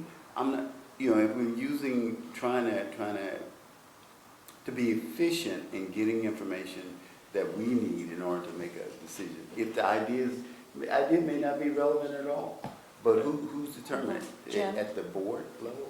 Yeah. I have to say, Robert, I consider this issue a little bit more since we discussed it in committee, and I've shifted a little bit in my position. If this has only been an issue once in a number of years, and I think there's a safeguard in place. My concern was the frivolous, agenda item, or somebody acting irresponsibly, or just consuming a lot of board time or staff time with something that's just not relevant. That this provision, item number 2, the board president, upon consultation with the chief, will determine whether the public request is a matter directly related to the district. For me, I think that provides enough protection to guard against something that's just frivolous and has no business on an agenda. I'm satisfied with that safeguard, and if it's something that's only come up once in a number of years, I think that safeguard's adequate. Forgive me. Yeah, oh, sorry, Rob. Yeah. They also have in our meetings, they have the public comment section where they can say whatever they want that's not on our agenda. But at least this way, we have a filter between the chief and the board president to try to filter some of those things. And that's why and as I said, with the open transparency and the aspect, just to leave it in. Yeah, oh, Robert? Go ahead, Oh, go Yeah, ahead. well, Robert, I want to say, I don't agree, I'm agreeing with your point in a way, insofar as I don't think the staff or the chief should do any work in advance of this. This is just like one of us saying, I would like to discuss such and such a subject, and no time should have been spent by anybody, and then the five of us then make the decision of whether we're going to consider it. In this case, it's just a member of the public. But that's not what that says here. No, it doesn't say you have to do work or study it. No, but it says that the board, the chief and the president may or may not put it on there. But even if it's on the agenda, they don't have to have done any work. No, okay, but Well, what I, number two. I don't know how the chief is going to give us intelligent information if you don't do some kind of work. It says, no, it's on a proposed agenda item. The only decision to be made is not whether you're going to do it, it's just whether you're going to put it on the agenda. Because they talk about stealth rockets or something. Well, I mean, it's not anything we want to talk about. Look at item number one, and I agree with Jim. Item number two, I can concur with that particular. But item number one seemed like kind of almost, when you say the request must be submitted in writing to the fire chief at least 1 week prior to the board meeting. So are we saying that public comment, person, rather than coming in and stating what they might, the idea that they may have, they need they won't come in for the public and stand up at the podium and tell us what that idea is, but they will submit it to the chief. Well, that's my question, because the Why? safeguard that Well, you're perhaps talking that could be about. amended then to say that it has to be submitted prior to the agenda setting meeting. I would like to see if maybe Can they I come and make a statement. Can I make a comment? You have to have, as you know, a public comment section on every agenda. So you can't constrain that by saying you had to submit it a week earlier. Right. You can't, like, just so you know, your board policy can't override someone showing up and saying what they want, including saying, here's an issue I want you all to think about, and just tell you what it is. That's not going to be constrained by this policy. Right. It- No, I just so- know. Okay. This I is to get it, put, okay. this is for a member of the public to put something on our agenda as an agenda, possible agenda item. Is that correct? Yes, Yes. how do So- those things get on the agenda and the most efficient way that makes sense to us? And I think if a person has something to say, they need to come and say it. And then at that point, the board gotta either, if we comment at that point in time, or we at that point ask chief to look into it, then I think that's up to the board to decide at that point. So sending a long 3-page letter expressing an idea, they need to come to and stand up at this podium and tell them what it is. So, yeah, Chuck. Well, Robert, that's exactly what this says, though. Somebody doesn't put it on the agenda, they put it on as a proposed agenda item, and the board then decides whether it's going to go on the agenda or Did you not. look at item number one? It just says the request, Peter would do this, for example. We're not required to do it, but Peter would submit some proposed agenda item, we'd get it in our packet, and then at the end of the meeting, we would discuss his proposed agenda item and decide whether it would go on or not. This is not putting it on the agenda, it's putting it on the proposed agenda item for discussion. Can I, let me say something. On the one hand, I think this is a good idea, but on the other hand, that's why we were elected. If someone from the public wants you to take something, this is what we have to do with the California legislature, for example. Oh, if you give an idea to an assembly member, can you please take a look at this and maybe that we can work on it and we might carry the legislation. I mean, how is that any different from here? Like, oh, if someone calls me and says, well, what about this? And I could say, well, I could talk about it under my director's comments and see if there's any interest in get it on the future agenda item. So, I mean, there is a mechanism. I'm not saying I'm against it or for it. I don't know. I'm really torn. That's why I've got the devil's advocate going on in my mind right now. So that's the thing that I'm thinking through. So, Rob. Yeah. I'd like to make a motion that we retain this the way it's been crossed out and reinsert it as 7.8. I would think that we should make a motion. For the whole for them thing, all, and then we yes. can separate out ones. Do you want to do that? It would be, yeah, let's not have a whole, let's just. I think we need to take these separately No, because I would rather do it all in one. Yeah, you could say, Because this is it's- okay, this is okay, this is okay, this one's not okay, this one's not okay, and then that's what we're left with. Yeah. You have seven changes. So why don't we just go through them, and if by consensus, you could say you're okay with it or not okay, and then we'll move on to the next one, so. Whatever's Instead of easier for having you. 7 or 8 different Whatever's easier motions. for you, Michelle, how's So that? like on the, for example, Yeah, the let- committee and liaison assignments, we know, I assume that that's okay with all of you since we've been following it for this whole year, correct? Yes. So Except on- we've had something come up where we wanted to bring another board member to a meeting, and because there were 2 liaisons, if you bring 2 liaisons and then the third person that represents a particular interest, you can't really bring the other board member because it's a violation of the Brown Act. Right, what's that regards to? That's regards to the county, when I had a county issue during the pre-medical situation, I wanted to. Is that on the committee and liaison assignments? Well, it's not the assignments, it's It is- just that this is- sometimes when 2 board members are assigned primary and secondary, sometimes if we want to bring another board member into a meeting with, let's say, a council member or a board of supervisors member, and there's 3 of us that go, it's a violation of the Brown Act.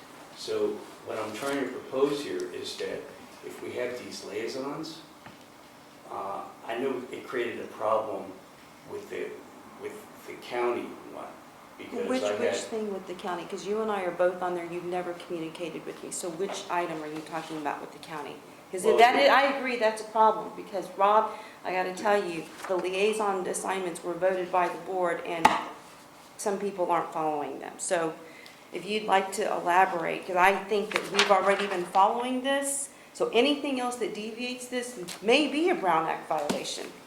So please tell me, because I'm the county liaison, and you have never talked to me about any of the county stuff. So, is there a policy that you're trying to Yeah, what institute here, Rob? well, what I'm trying to say, is not to have liaisons?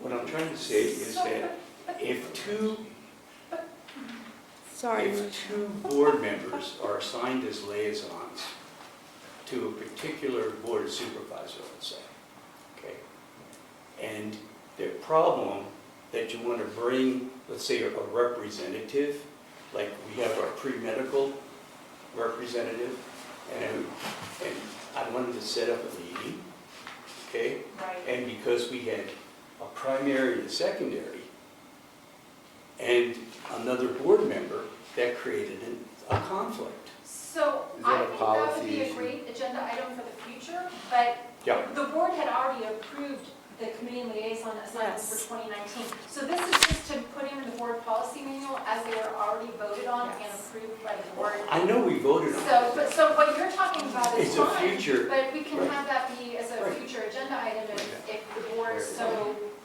wants to move that direction. But for today, these are the assignments. Yes, they are. And I they just were need to voted know on. if I can put them, update the board manual with these assignments that the board approved in December. That's all I'm voting on right I now. think really, with all due respect to you, Michelle, I really think we need to go through these one at a time so we can stay focused. and we should go to each page and take a vote on it, and you'll get to the same place in the end, but right now, we're talking about too many different things. And why can't we just start with attachment A, just like you say? I mean, That's with what the, we But were that's what doing. we're doing. That's what It's we're like doing. just- You can, the five of you can say, yes, we're good, But or we- no, we're not. we need and to the vote. majority- We It need to- doesn't need to be a vote, you can just say, no, we don't want this. And at the end, you can do a vote, and I'm keeping track, and I'll say, okay, the committee This is liaison ridiculous. assignments So- are not going in the manual, the board interactions not going in the manual, the fire district governing authority is going in the manual, and then you can make your motion and we're done.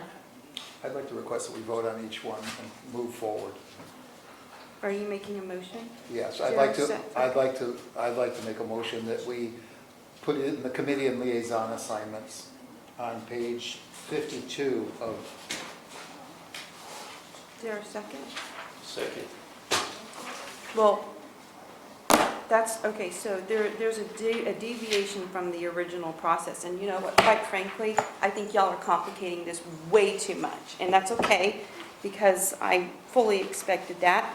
I think your question, Chuck, is There's a motion on the table. okay, fine. All in favor of this motion? Aye. Okay, all opposed? Aye. The motion carries. So what's the motion to include this as it is? Okay, so that's done, Michelle? No, I understood the motion to be process-related. No, this is for That this that we page. would go through each Yeah, of these Yeah, items. this motion carried. Well, This let's- motion was I for think you're this not- page. I think No, you're I- not- you're not what I'm saying. Yeah, I think I understood the motion to be a process-related, to say a process that we would go through each of these items individually. No, and that vote was on not the each. motion. That was not the motion, guys. The motion was that each one of these changes would have a motion. That was the motion, right? It was on, well, it Can you was on please C. read the motion, It was Michelle? on, I can't read the motion, but I can say that the motion was to accept these committee and Right. liaison assignments, and That's it right. passed 3-2. So That was the motion. if you want to Okay. continue forward with the rest of the items in a different way, it doesn't have to be a vote to decide how you want to go through these items. You could just say how you would like to That move was the forward, motion. and let's continue on. If you need to vote for each one, let's just do it. Yeah. That's pretty much what the motion was, and unlike Jim, I thought it was a process, but it really was. Each one of these areas, the 7 areas we're talking about, that needs board approval, we go through each one of them. No. The motion that Chuck made, let me be very clear, was very specific to this page. The motion was to approve this page of the That's committee and the liaison assignments. And that motion passed 3-2. That is not the same thing as the process, because I was trying to clarify, and Robert reminded me that we had a motion on the table, and the motion was very specific for this attachment.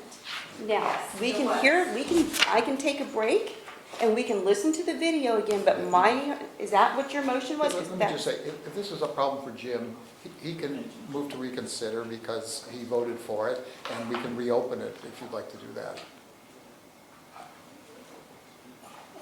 You know what?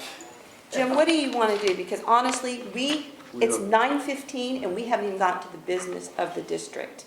So I'm happy to move forward with a different process, but we've already voted on this unless you want this motion reconsidered. No, because I'm fine with these. Okay, then let's move on. Yeah, If I'm you fine would with the like- liaisons. If you would like to make a motion for the process, Chuck, in general, then let's, It doesn't need to be a motion, it just, if you just want to agree upon how you would like to finish this out. okay. Next So, one, what's the newest one that's in the next? We got approved, 5.8? Do you want to do one at a time? Yeah, let's do Okay, let's do one at a time. So the second one was the board interactions and rule of engagement procedures. yes, that's page 54, right? Correct. And Could I just ask a question? Yes. Is it 54 and 55 together? Yes. I would prefer it to be 54 so that Right. the appearance fits in with the rest of the policy manual. Okay. Meaning we wouldn't put in 55? Right. So 54 is identical to 55, it's just the appearance of it. I was trying to. Oh, I remain- see. It's the same information but in a It's the different exact same format. thing, it's Yes, in a yes, different yes, format. yes, I got it. So, Just so the- that the board policy manual is consistent? Right. And I think this would be like an appendix or something. which one, the So flow how do chart? you want this to show? Yeah, We so, have a motion to either, to approve this and you can vote on it? I'll make a motion to approve 54, page 54. page 54. The board interactions and rules of engagement Yes, procedures. Okay, so we have, oops, sorry, I'll second it. Robert just Oh, I'm seconded. sorry, okay. Okay. Robert Jones seconded it? Yes, Rob Solano made the motion Yeah. and Rob seconded. Chuck? I think the chart is very good, and I would like to see us do that. I mean, I thought she said she was going to incorporate. She was going to put both in there, right? Yeah. No, I had said that I wanted to keep things consistent in the board policy manual and use this one, which is identical to this. Yes. This and this is identical. it's not May I read it's not C? identical. It is 100% identical. Yeah, hold There's on. not one Okay. word different on the chart than on the Okay. front of this. So you want to restate? Yes, Or I'd like amend. to make a motion for page 54 and page 55 be incorporated into the policy manual. It's duplicate information, you realize. I know, but I the know, flow but- chart is different. It just looks different, Michelle. I just I want to get make it. sure that it both gets in as Chuck said. No, Chuck, did you want both? Okay, So it's just be an attachment. yeah. So did you want to second that, Rob? Because you did said, already. okay, okay. Any discussion? Wait, he revised his motion, so Yes, just so- procedurally, You have to, Second, I'll second. okay. Second that. Chuck? Well, if the format's a problem, you can reduce it and turn it the other direction. Big an attachment. Okay, is there any discussion on this motion? Okay, all in favor? Aye. All opposed? Okay, the motion carries. Okay, so then we're on 1.1 Fire District Governing Authority. That was just a clarification, I think, Michelle, that it's just an update to the current regulations versus the first one, is that the fire district is a California Special District independent as a local government agency with taxation authority as established on June 27, 1960. So, it's just, Chuck? what was that? There a motion? I'll move to accept this change too. Okay, so Chuck, Second. who's the second, Jim? Okay, further discussion? All in favor? Aye. Aye. All opposed? Okay, that's unanimous. And 1.1, page 57, right? that's just a clean. That's a this, clean- okay, sorry, okay. 58. Yeah, 58, which is 4.4 board committees and liaisons. Is there a motion to approve this? I so move. Is there a second? 4.4 revisions. Is there a second? I'll second it. Discussion? Chuck? I have a lot of problems with this. I think if we look at page 59, well, it doesn't matter which page we look at, but I'll look at page 59. The board president and the fire chief shall outline the duties and responsibilities of a board member on a committee. I just don't think the fire chief doesn't do that. I'm sorry. This is the time that we can probably adjust the language too, since it's part of Well, the discussion. maybe, or we can send it back for more change or something like that, but I just don't think that's correct. I also object to the roles, this is very sort of chastising. Committee members should be aware and understand time constraints and deadlines. Well, I'm a volunteer.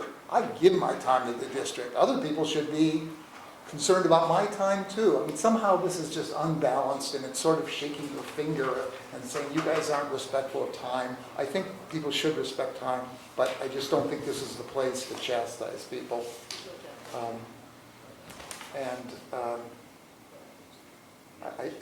I just think the whole tone is not appropriate. Jim?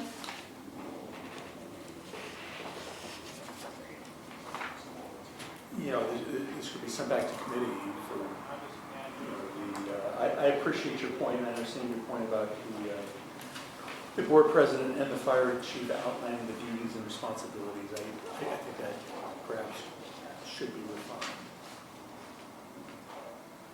Can we make the changes now? There's a motion on the table, so. Well, we can withdraw the motion too. Yeah, you can, I'm just saying. There's So a if we motion. want to send it back to the committee, we could withdraw the motion. I agree the language is kind of, Well, it's, I think, because I wrote it, maybe that's. yeah, maybe explain it. Yeah. Yeah, that'd be. I think it appears to me that in terms of where board and staff intersect, and this is one of those intersecting moments, that what actually get work that should get done that makes sense will, because we can define work as a board. Each individual can define work, but that work may not necessarily be targeted for operations that would be more efficient. I mean, we can define staff work. We can, if anything, board president in consultation with the fire chief should begin to look at outlining duties and responsibilities of board members, because we want to make sure, I think, that we are at least in harmony with the operations, so that there's what we decide is important has major conflicts with operations. And I think that was, for me, was the intent of trying to, consultation probably would be a better use of a word, because I think the input of not necessarily dictating what the committee does, but I think at least highlighting and pointing out certain things that may be in conflict with operations in terms of how we talk about things. I mean, things we talk about, how we may have conflicts with operations, and that was the whole goal of just trying to.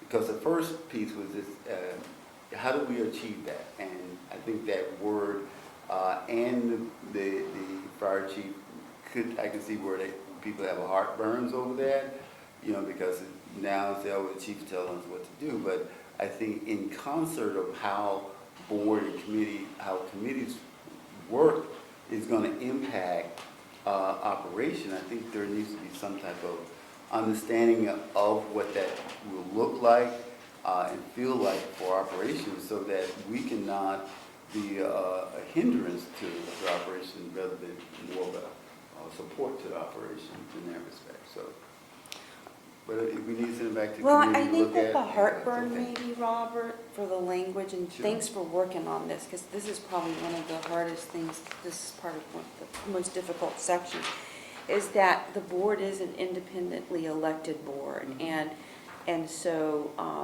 they need to, this may appear to sound like the board can't be or might be stifled from being independent. And, like the chief is going to dictate basically what his boss is going to, or bosses are going to think or feel or have an opinion on, or what they should do, or what, outline what their response is. Not that this chief would do this, but I've seen situations where staff is almost, the board or an elected body is just a rubber stamp for the chief executive, like city manager or chief executive officer of the organization from an administration point. So, I can see and appreciate where everyone else is coming from, but I can see where you're coming from too. But maybe if the language is a little more refined within the HR committee, would that be okay with you? Is it Sure. okay with the No, rest I'm of the happy board? to- Are you okay with that, Chuck? Deal with the Not motion married. makers first. Oh, that's true. Yeah, because, I seconded it. Someone can. Yeah, no, but I'm gonna make it clear, I actually I seconded the motion so that we could actually have the discussion, right? So, if you want to withdraw your motion and we can send it back to the HR committee to refine the language. I withdraw my motion. Okay, so So then the consensus, is it okay for direction to send it back to the HR committee to refine this? So this is section 4.4, board committees and liaisons? That's not clear enough to me. Okay, as the then committee tell- chair, yeah. maybe this is Jim. There are 1, 2, 3 different sections here. Okay, And so if we talk about doing the whole thing, then I have total objections to that. no, just this one page.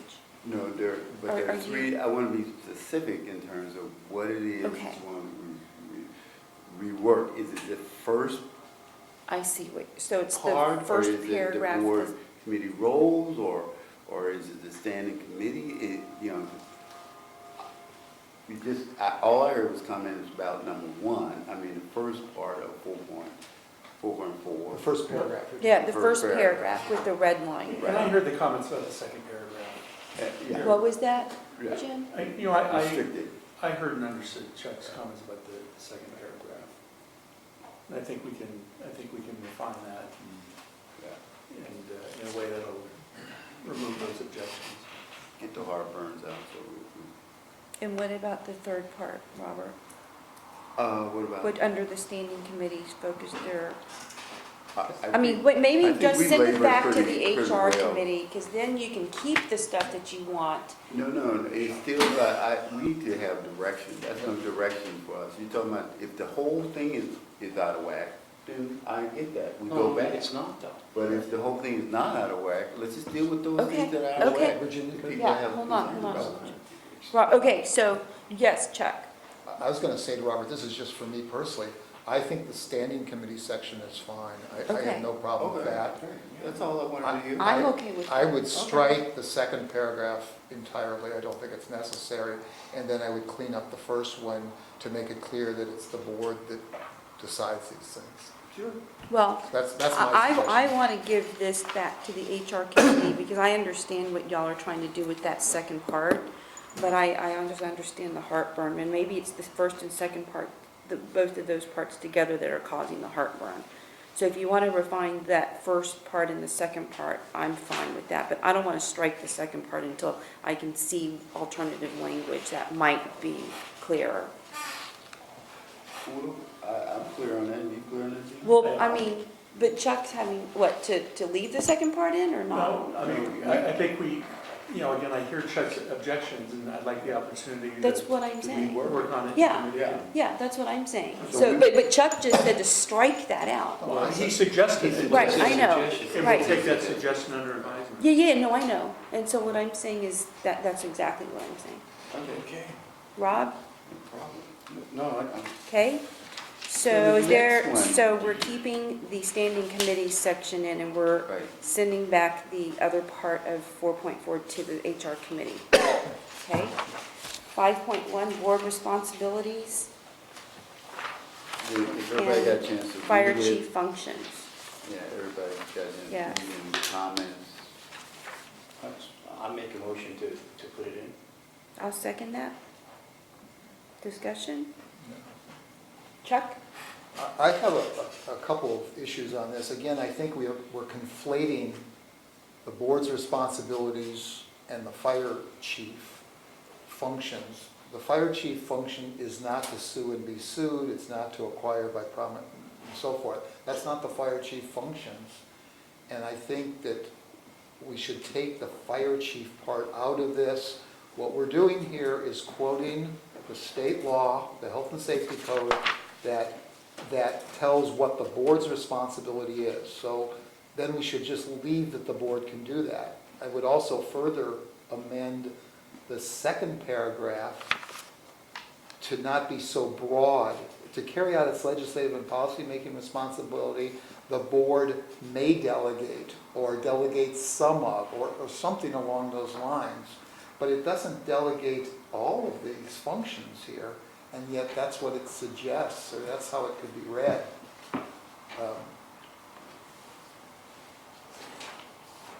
Rob? When we're talking about the health and safety code, Michelle, does it fall into these categories here that are outlined? Yes, A through, It does. yeah, A through A through K. It's just a cut and paste from state So it's a law. cut and Yes, so paste. if you look at this, Right. this So part, it's a cut and paste relative to the health and safety code. Right. Correct. But it only relates to the board of directors. It doesn't relate to the fire chief. Okay. And that's not That's clear, what that's not clear here. No, I understand your point.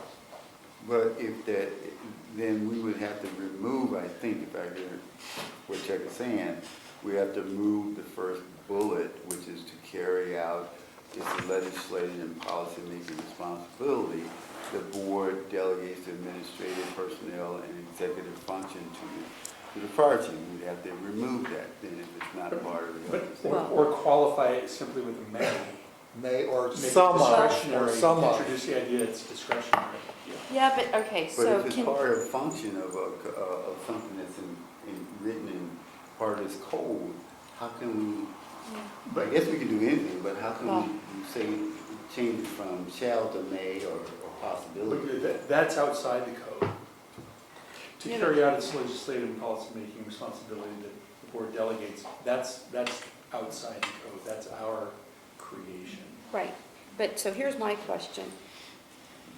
Does this, I'm trying to understand the intent, because I think that there are times when board members are too micromanaging, and is this section trying to prevent micromanaging, which I think that there are other parts in the board policies and procedures that can do that, but I have seen so much micromanaging from members of this board that I think that to overstate this is not a bad idea, but I'm not sure what the legislative intent is here. So Jim and Robert, if you can help me understand that, that might give me a better idea, because I do not want the board members, and we have this in the board policy, to feel like they are going to do the job of the fire chief, because, I mean, this is right here, 5.1, it's the original one, it says that the board responsibilities and duties of the fire chief, important activities of the fire board are formulation of policies and rules regarding fire district programs and services. This is the current one. In carrying out its legislative and policy-making responsibility, the board shall delegate the administrative personnel and executive functions to the fire chief. That is part of the current policy. So it sounds like y'all want to take that out, and I do not, and based on what I've seen this year, I'm not ready to delegate the responsibilities of professional staff to a civilian fire board. Sorry, Tim, yes. Can I just mention one thing, is that you have a specific article, Article 6, that talks about delegation of board authority.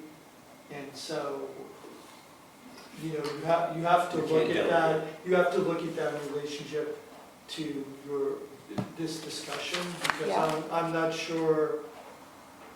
Well, this is the one I just read is the current policy, No, I right? know, but you also have, all I'm saying is Article 6 flushes out with more This, particularity yes.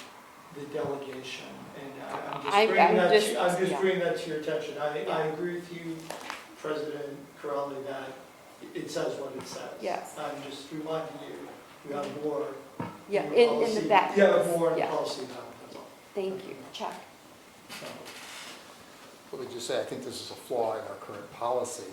The board cannot delegate all these things by law. These responsibilities are the board's. It can delegate some of them, but the fact, or in part, but the fact is the board is ultimately responsible for these things, not the fire chief. What part of that is the board responsible for? Are they responsible for oversight? The section Or are they of the responsible code, for policy issues? the section of code is simply stating what the board is responsible for, and these are the things the board is responsible for, not the chief. We have a fiduciary obligation as members of an organized body to make sure that at the end of the day, we are accountable in terms of our audits, we are accountable for how money's been spent, and that there's no fraud or anything else going on. We have a fiduciary obligation that we hire people to who take an oath to the district that they will uphold the policy and procedures of the board. And if the policy and procedures of the board is one of carrying out a policymaking responsibility, that's the board. But we delegate the running of the organization administratively to staff. We personnel, we only personnel I think we hire is The chief, that's right. But we don't manage Michelle or Chief Stevens, that's done by the chief. In terms of executive functions, those are all part of that executive function that the chief have. How, as a board, do we do administrative? I mean, what administratively do we oversee besides the policy? Yes, Rob? Tim, when you read that, what was it, Article 6? I'm talking about your own policy. Oh, right. It's another section, right? It's in our, yeah, it's another part But that's this- not in here. But I go back to the health and safety code. Is there anything in there that says us as a fire board, okay, or the, whatever we can be called as the elected authority,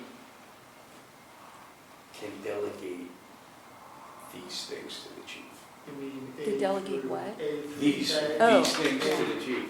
A through K? Yeah. A through K are powers of the board. Right. The it's- powers of the board, in that paragraph, The board if I'm has. reading it right, the second paragraph that people are talking about is not delegating A through K. It's delegating administrative, personnel, and executive functions. So A through K, if I'm reading this correctly and hearing you right, Tim, or hearing you correctly, these are the things that the board has, the powers and the rights, right? Because it says here, the board has rights and powers expressed or implied necessary to carry out the following, and that's the A through K. That's not the stuff that's delegated to the chief. Which is Correct. the administrative, personnel, That's and correct. executive functions. Right. I just want to make sure I'm clear on the A through K are the rights and powers of the board. Under state law. Yes. And are you asking, can Is that you what you're saying? delegate? Is that your question, Rob? Can you delegate some of these? Because even the President of the United States delegates the law enforcement responsibilities to the Attorney General. He or she, as president, doesn't go out there and arrest people. Right. So that's what I'm trying to find out the breadth. If you look Of at what the D. this- David subsection there, it says that the appoint necessary employees, Right. define the Right. qualifications. Well, that's what I'm and just saying. duties. It appears that we can delegate this to the chief. Right. Right. That we can delegate. Can or these cannot, things- sorry. Can delegate these to the chief. And that's all that's. But that's saying. what this is saying. Well, hold on, yeah, I understand. Let me just respond to your question again. So I think honestly, the conversation here is what extent of things you want to delegate to the chief. That's the conversation that's happening now. Whether your board policy says what the state law says or not, doesn't really matter, because the state law is the state law. Whether you So say you it here or not. made the motion, I seconded it. That's what I'm trying to say. Tim. No, go ahead, I'm just saying. Yeah, that's what I'm trying to say, you know. It talks about the health and safety code. We cannot, as a board, change that, number one. We're not trying to. Do we, well, I mean, through the delegation of the chief. Oh, okay. That's what I'm trying to say. And we just need to go, well, I mean, it's something, I don't want to do a lot of this stuff as a board member. I mean, I'm not a trained firefighter, you know? I mean, there's a lot of stuff here I don't want to do. But it defines, and actually I looked this up after reading your comment in advance. Chuck. Help us, Jim. Help us, It Jim. said, the board delegates the administrative, personnel, and executive functions. So functions plural means, applies to all that, administrative, personnel, and executive functions. When I looked up functions, what does that mean? It was a person with the management authority. but the board still retains its executive board. Right, which is these things even, Right. and you can, yeah, A through K. I mean, it's, So, You can't give it away. we're delegating the functions, but we still retain The authority. the authority. right, the rights and powers. I mean, Right, it's the right authority. here. Right. So, okay, vote on it. I Well, move no, that we- Chuck, do you have any further questions? So I think it would be better if that second paragraph, again, were, say, may or some, because as it sounds, as it's stated now, it sounds like it's an absolute thing, and clearly we haven't delegated the personnel function of hiring the fire chief. And No, but I think if you go to. we also haven't delegated the ability to file a lawsuit. I think it requires board approval and so forth. So it makes it, it sounds too absolute here that all of these functions in entirety are delegated, and I don't think that's factually true. Well, I thought this come from the health and safety code. No, And the it's the pretty one I'm clear. talking about does not come from health and safety code. Okay. Well, there is a motion and a second. Any other discussion? To approve this, right? Yes. Yes. To approve this? Yeah, you made the motion and I seconded it. Okay. All right. So, call for vote. Okay, all in favor? Aye. All opposed? Opposed? Okay, the motion carries. Okay, so then there's the other item, agenda item request, members of the public. Is there, Which one are you looking at? I'm sorry. well, right now, I'm sorry, it's page 62. Okay. Okay, which is agenda item request, members of the public. The recommendation is to strike this part. This is the current language that's been struck in this draft, so is there, I thought it was sent back to the committee. Did I miss something? Not this one. not this one, the other one, there was another one that, there was the, What yeah, I- this what- is the, Yeah, okay. yeah. And what I got was that, I understood that item number 2 was okay. I thought it was okay, but through a conversation. And that, Yeah, I think you're right. We were talking about one. you're looking at 1 in terms of understanding what that was about, and maybe reworking that. And Okay. looking at the preamble that start off with any member. Okay, so we can, if the board wants to kick this section back to the HR committee to refine the language, I'm okay with that, unless there's anyone, Chuck? Yeah. I'd like to make a motion to retain the language just as it is currently. Second. One second. Okay, any discussion? Jim? No, as I expressed earlier, I think there's enough safeguards in place to prevent frivolous items from finding their way into our agenda. Okay, Robert? Say what I had to say on that. All in favor? Aye. All opposed? Aye. Okay, so the motion carries. And then the last thing is the calendar, the board standing calendar guidelines. Yeah, Chuck. I make a motion that we include this in the manual. Is there a second? Second. Okay, Robert? I have a question.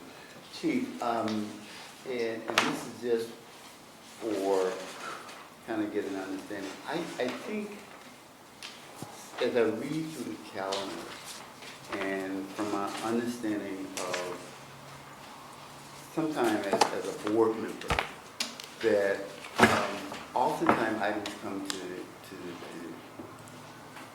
we discuss items that doesn't necessarily have a history behind it. Is it feasible, practical, desirable on your part to in the calendar maybe look at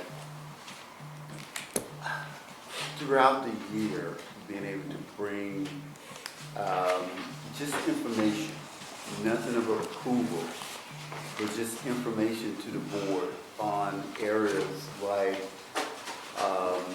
personnel, areas of facility, or any other major category that you may determine that, hey, maybe the board needs to be aware of this.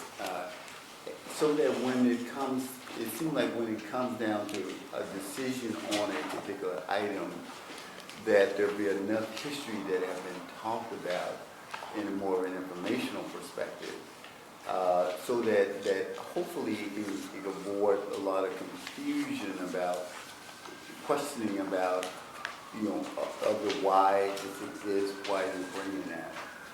Because some of us haven't been here, you know, less than 2 years. Other folks have been here a lot longer.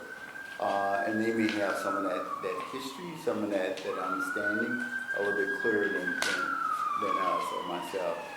I mean, how practical is that to make those kind of Well, I don't think it's impractical, but, you know, just from the time that I've been the chief, which has been a little while now, I think it goes into, you know, what's the load that the board is carrying in the agendas, you know what I mean? Because I mean, you're asking really, what other items can you put on there that come back with a regular frequency for education of the board? And I think as you go along, that's, you know, for board members that don't know, I think that's important.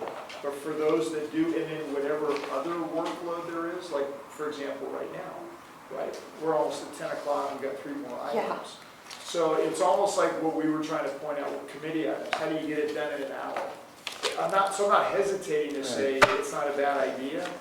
The only thing that I worry about is if we do it, and now all of a sudden, you know, all the meetings are elongated because you're adding things in, but you've got this existing workload that's been created of need to get done things.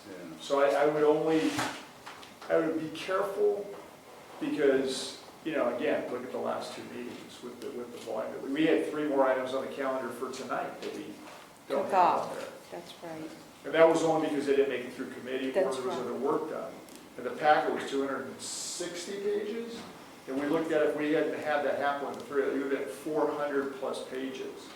So, you know, that's my only caution, you know. I think it's a fair point to say background is important on any item. So when you write the report, or even maybe some sort of precursor based upon what it would be, is how do you educate the board, especially to your point, if you have newer members that don't have that. They've never been there when we ordered fire apparatus, right? So how does that work? What's the history? But that's my only caution. Okay. Chuck? I just had a request I was going to make that relates kind of to Robert's notion of institutional memory. For some reason, I wanted to go back in time and look at something that had happened a couple of years ago, and I noticed, unless I'm not navigating correctly, that it appears that our minutes, agenda packets only go back 6 months. And I don't know what the limitations are on our website storage or whatever, but if there were some way we could have an archive that would go back in past years, it would be great. So we're in the process of getting a new program, so normally the entire history of everything would be on the website, but right now we're transitioning into the new program, and so right now you don't even have 6 months, you only have current meetings and I don't even know how long it's been, a month and a half, 2 months. So when the new program gets installed and is done, then everything will be back for the history. Although we do have a retention policy, so I need to go back and look at that to see how far back we keep packets. We keep minutes forever, but packets and the attachments should be. Thank you. I didn't mean to be impatient. It just was something that happened. So SIRE has reached the end of its service life. Okay. We will not mourn its passing. Yeah, we really won't, although it's been pretty good. So a lot of agency issues. Yeah, it's been pretty good compared to what we had before, which was really bad. Okay, so there's a motion and a second to approve the board standing calendar guidelines. Any more discussion? Okay, all in favor? Aye. Aye. All opposed? That motion carries unanimously, and we are Now on item 10, which is the first reading of ordinances for the town of Atherton, the city of East Palo Alto, the city of Menlo Park, and areas of San Mateo County served by the Menlo Park Fire Protection District, adopting the 2018 International Fire Code with 2019 California amendments and local requirements. John Johnston, our fantastic fire marshal. All right. Your show. All right, thank you very much. Every 3 years, the state of California goes through the International Fire Code, makes their own amendments, and includes a lot of portions of Title 19, and makes what they call the California Fire Code, and also the entire family of California building codes. Once they do that, they publish that on July 1 of that year, and they give all of the local agencies within the state of California 6 months, if they wish to make any changes that would be more restrictive, to do so. Otherwise, on January 1 of 2020, this year, the state minimum code will become effective.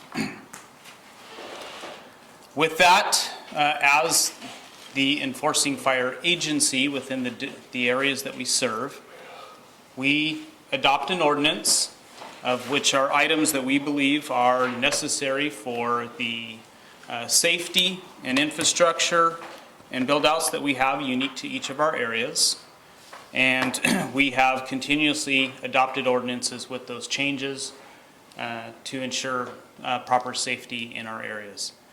With that, we have to have certain requirements that the state of California has that we need to follow to be able to even make those items go through.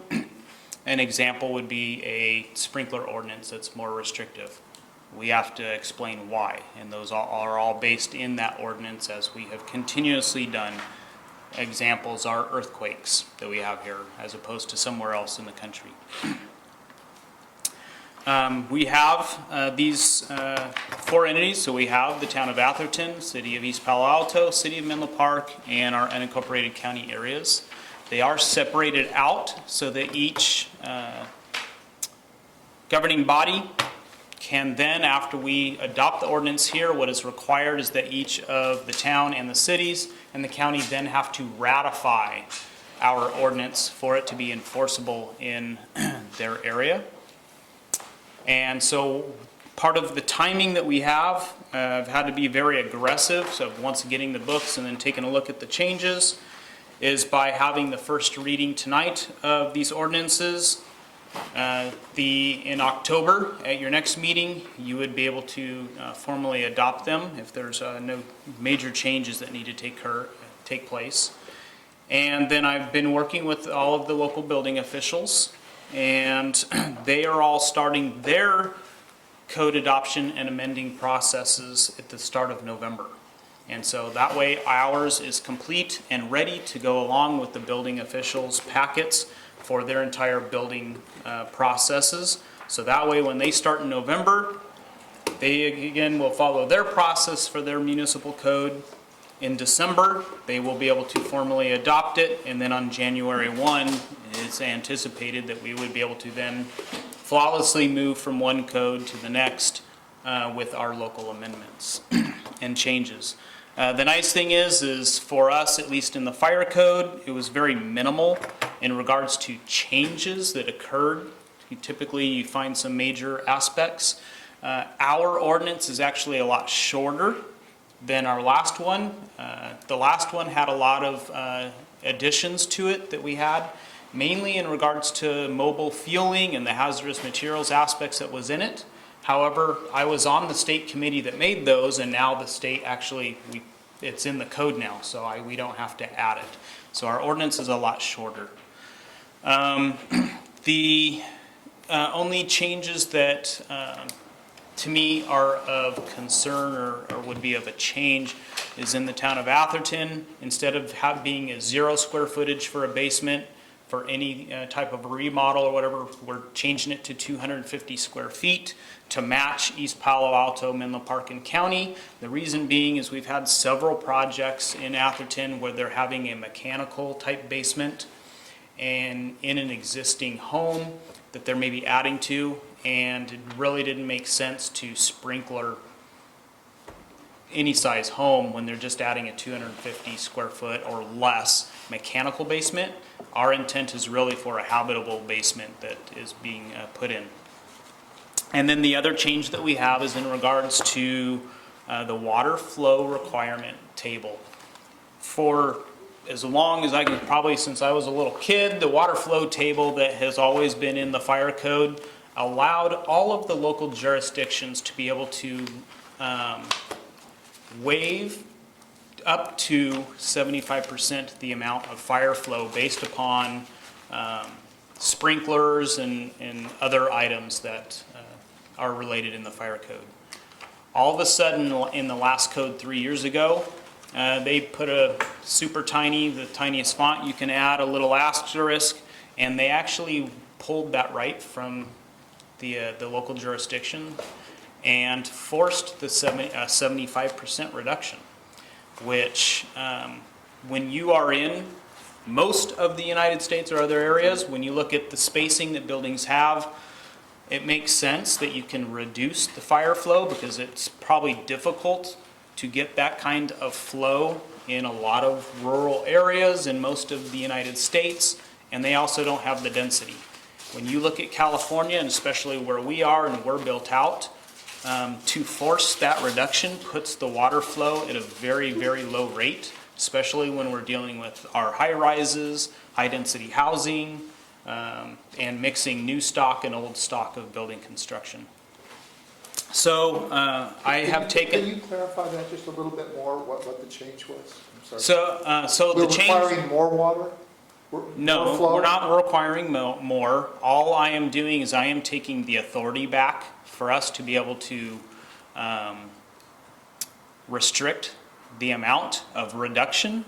So instead of 75%, the Menlo Park Fire District has historically, for 30 years plus, allowed up to a 50% reduction in fire flow when buildings are sprinklered, etc. So all I'm doing is taking that back, and I'm actually following suit with many other fire marshals up and down the peninsula. Fremont Fire has this exact same table, and I know some others are doing this. So I took this table from Fremont Fire Marshal that's adopting it. But again, 50% has been a very standard practice among most fire marshals in the area. But it's critical for us because looking at the fire flows, if it got mandated down to 75% with high density housing and the high rises and the way everything's built, the fire flows are so low that we would not be able to control any type of fire or conflagration that could potentially occur, which is the reason why we want to take that back and make sure that we have a sufficient fire flow to be able to prevent conflagration. Can I ask you a quick question? Sure. Interrupted the presentation. The fire flow, so what reduces the fire flow? Is it because of, I don't know. There's a lot of factors that go into fire flow. So there's a number of tables that are in the fire code and the building code. And the fire flow is based upon square footage of a building, the construction type of a building, and whether or not it has fire sprinklers or not. So it depends on what all is involved. It's a bunch of math, so you do all the math. Yeah. And so typically, like here in Menlo Park, they have very good fire flow, and it allows the builders to reduce and build to a number of degrees. In East Palo Alto, for example, the Amazon building that we're familiar with, or IKEA, due to the poor fire flow out there, they had to increase their construction type to the highest type of construction, which is very expensive for a developer, but they had to do that to be able to get within a fire flow that the city of East Palo Alto had available. But the code recognizes that and says, hey, if you don't have this kind of water, then you're going to build your building better, more fire resistive, et cetera, and put other things into place. So by reducing from 70 to 50%, helps to I guess, get the developer or the city to address whatever shortfall of Yeah, my goal with this is that it doesn't force the cities or a water purveyor to change anything. All it does is it's protecting our ability to be able to provide proper fire service in the event of an issue somewhere. And I don't want it to get below into an area that would put us in jeopardy of not being able to provide the right amount of fire service in an area when we already know that we have deficiencies. And it allows us the flexibility to work with developers as needed, typically with the amount of growth that we have in East Palo Alto and Menlo Park. So with that, we have 4 ordinances that are in front of you. There will be a 5th one, which is the next item. I'll explain that on that one. But these are ordinances that the state fire marshal is only allowed to adopt items in the fire code that are related to building items only. So related to building construction. However, the fire code is the one unique code that it is actually a life safety code, that it involves the maintenance. So it's known as a maintenance code. So while all of the family of codes deal with construction, and the building departments within the cities and town deal with construction, once a building is finalized and complete, they aren't involved with them anymore. And it's the fire department's or fire district's responsibility to deal with the maintenance and ongoing use of those buildings. And so the rest of the code, it deals with that life safety maintenance aspect. And since the state fire marshal does not have that ability to adopt those portions, it is up to the local jurisdictions to adopt those portions of the code that give us the ability to, again, enforce and have that aspect, which is another reason why we have the ordinances. So before you is those 4 ordinances, and I'm going to ask that you waive the reading unless you want to read these for the next 2 hours. We read them all. Yeah, great. So you'll have waive the reading. The water flow thing was interesting to me, John. That was, that was on page. Yeah, and the packets are big, but I wanted you to see exactly what I'm providing the town of Atherton and each of the cities. Normally those haven't been provided, but I wanted you to see that I break everything down so that nothing's hidden, that it's very transparent. And this is what will be provided to the building officials to go into the town's packets. John? Yes. Did I hear correctly that the county has not adopted these? They did not ratify the last ordinance. They had always before, but 3 years ago they did. Nobody within the county. What is the effect of that? It depends on differing legal opinions. So that is one of the reasons why I have our 5th ordinance. The 5th ordinance I have is non-building standards, so it still allows us the ability to enforce everything in our district. So that is the 5th ordinance that I have, so I'm protecting ourselves within our entire district if anybody chooses not to ratify. However, there are a number of instances of where once we present this, if there's no written correspondence back of why they choose not to ratify or anything like that, then in my opinion, it does become, in essence, automatic. The county never responded. They've never, so in my opinion, it became enforceable by their non-response. What, with the old one or? With the old one. Yes. But we are working to get. Did the county express any objections or regulations? No, in fact, it was very interesting. I mean, this is kind of off topic, but we had a number of meetings with the building official. We made a bunch of changes according to the building official's requests. So myself and several other fire marshals had ordinances that were all similar at the building official's request, and then it went there and stalled. We were given several different stories of where it stalled and where it didn't go, but that's one of the things the chief and I have been working with the county manager to try to make sure that does not occur this time. But again, I kept accurate records of all my correspondence and believe. I would ask if we had that same experience through the this current process, I would ask that you advise us of that. I definitely will, and the chief and I will definitely be on that and let you know where we're at. Yeah. So, but I know this time we've already front-loaded. That was one of the things that we talked several months ago, was to start front-loading the county manager to be aware of the communications and stuff. So another item, just so you guys are aware, is the town of Atherton and the city of Menlo Park, through several discussions related to the mayors, have both asked for Class A roofing to be a consideration within the ordinances in relation to the recent wildfires and possibly other ways to mitigate in relation to wildfire. So roofing is actually not covered in the fire code. It's actually covered in the residential code and the building code. I've already reached out to the building officials of the town of Atherton and the city of Menlo Park to look into putting that into their ordinances, since that would be their code amendments. However, we would be supportive of those measures, obviously. And then what I have added is in our standards and guidelines manual, I have added a section called the Vegetation Management and Home Hardening. And San Mateo County has a council called the Fire Safe Council. The Fire Safe Council already on their website has a list of recommendations and guidelines for how you harden the home and proper vegetation management. And so basically what we're doing is we're making reference to documents that are already within the county, and we will make that as recommendations to people that are building homes within Menlo Park and Atherton as a means to provide really good landscaping aspects, also within any, obviously, property that's owned by the towns and city, and then any home hardening aspects that a homeowner wishes to provide.